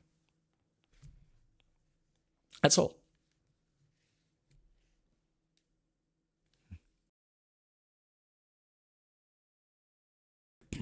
Probably says more about my psychology than anything else, but you know, it's how I approach it.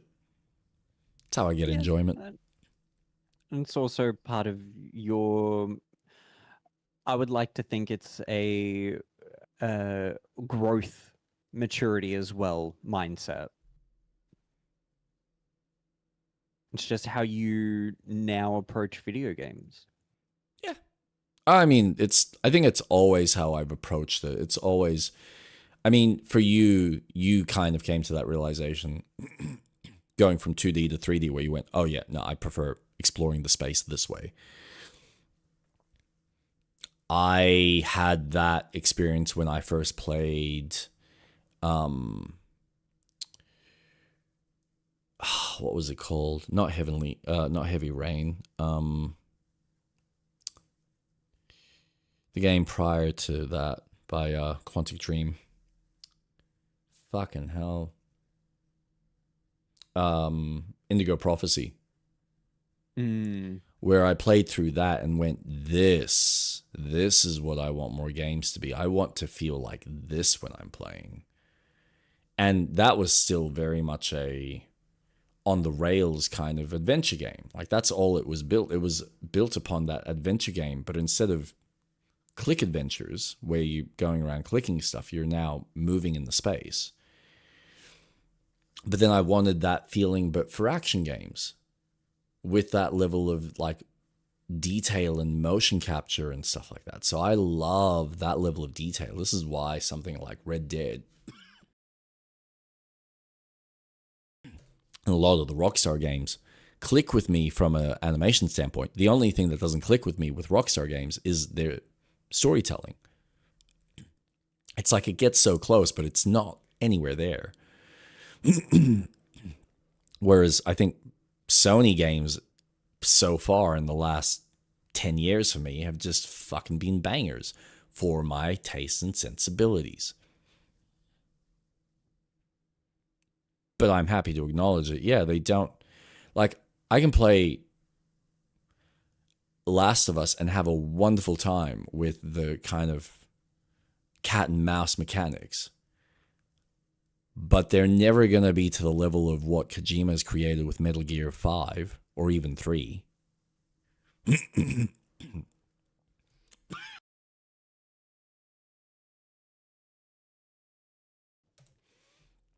I can, go through Ghost of Tsushima and have a wonderful time exploring the open world, but I'm never going to get the same sense of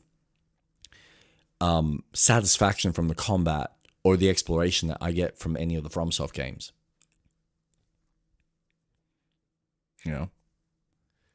There are better versions of their games. That's fine. But I think what they offer as a full package for a certain type of consumer, I think they nail it.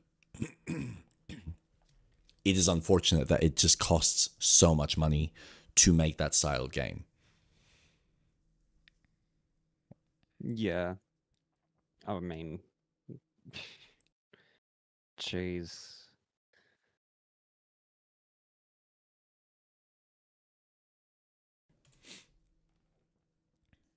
So, yeah. Anyway, I will let you go before I die any further. Thank you for tonight. That's all right. This was very fun. And I look forward to hearing your thoughts on the new Pokemon game. Yes. Stay tuned for next week. So yes, we'll hear from Street Rat Atlas on Pokemon next Saturday when we continue our Baldur's Gate. I will be continuing Ghost of Yote on Wednesday at 7:30, and I'm assuming you're going to be doing Satisfactory. Yes. When's your next Yes, stream? I will. So I'll be streaming on Wednesday from 1 o'clock, continuing Satisfactory as I play it now, because this game lives rent-free in my head. And then, yeah, Saturday we'll continue Baldur's Gate, which I'm also stoked about playing, because my god, all of this is new. Like, I have not explored any of the Goblin Camp, the Underdark, so I'm really excited to see where this goes. This is all fresh. I am just blown away by how, like, I look at the map and I go, okay, it's going to be linear, it's going to kind of cut off here and here and here, and then it just surprises you with a new area. Like, this Underdark area, it's like, wait, what? How big is this? It's like 4 sections to it, and we've only gone through one small part of it, dealt with one major encounter, realize that it leads to a back entrance to another one of the parts of the map that we've already done. I'm like, what the fuck is this game? Man, BioWare used to deliver this kind of shit until they went mainstream. What the fuck happened? Like, I wish Mass Effect had this level of depth, and it like, could dream it. Never. Like, I think, as far as the level of production, Dragon Age, the original Dragon Age, is as close as they probably ever got to this level of variation in storytelling and character development. And I don't know if you've ever played the original Dragon Age, but fuck me, it's as pretty up there. Pretty up there. I have not.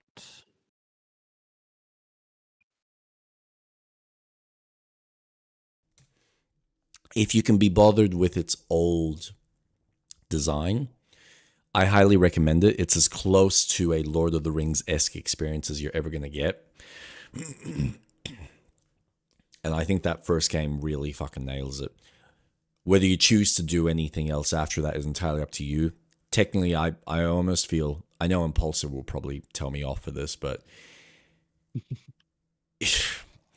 it was meant to be a one and done game, and when you play it, it feels like it's a one and done game. Anything after that is just substantive, and you can tell that everything that they've released after that has been just attempts to flesh out the world building.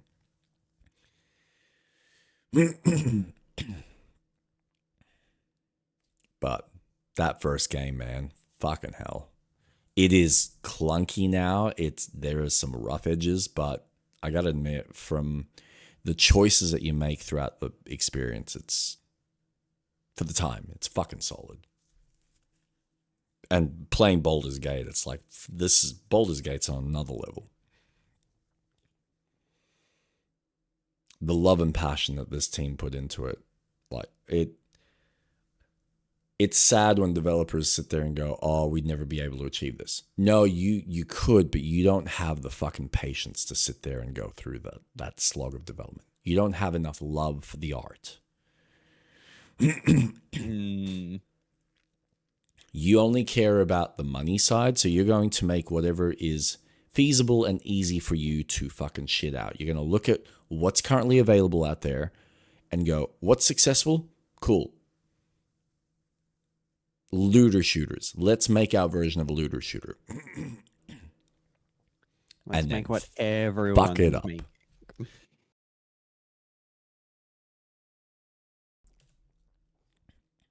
Oh my god. Could you imagine? Impulsive just said, I would have loved for BG3 to have Dragon Age combat. Man, that'd be dope. That would be fucking nuts. But different style of game. Different focus.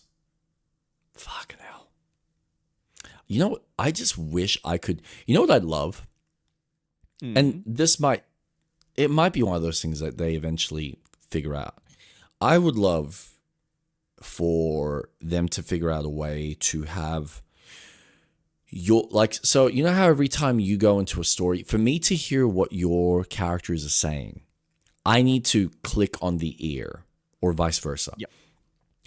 I would love for the game audio to be so well designed so that you can literally have your conversation and I can be in the three-dimensional space and go, okay, I can actually just overhear that conversation, not have to press a button and be involved in the, panel-to-panel cutscene, but just watch as it plays out from a distance, or choose to move away, have another conversation, but almost overhear yours in the background. I know the audio engineering of that would be a fucking nightmare, but man, if they can nail that, then you feel like you're actually immersed in the space and I can kind of almost overhear what you're saying while having a conversation with someone over here. That could be cool. That would be a fun next revolutionary step for this type of role-playing with co-op in mind. But now so much of it is still predicated on it very much. Then this is what's sad. It doesn't quite play like a proper D&D per se. So it's, it's still confined to its single player confines to some degree. Yeah. I can make choices. Like I can obviously have an effect on the world, but it's still limited in the fact that you're still the host and you're still the main player. Yeah. I do think it does a lot of good choices in multiplayer. I just think we're playing it very differently to what the multiplayer is.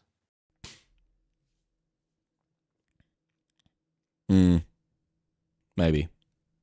Which there's nothing wrong with. No, it's a different approach to playing it. Yeah.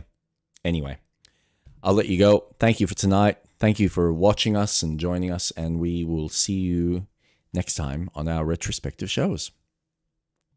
This has been fun. Take care. Thank you. See ya.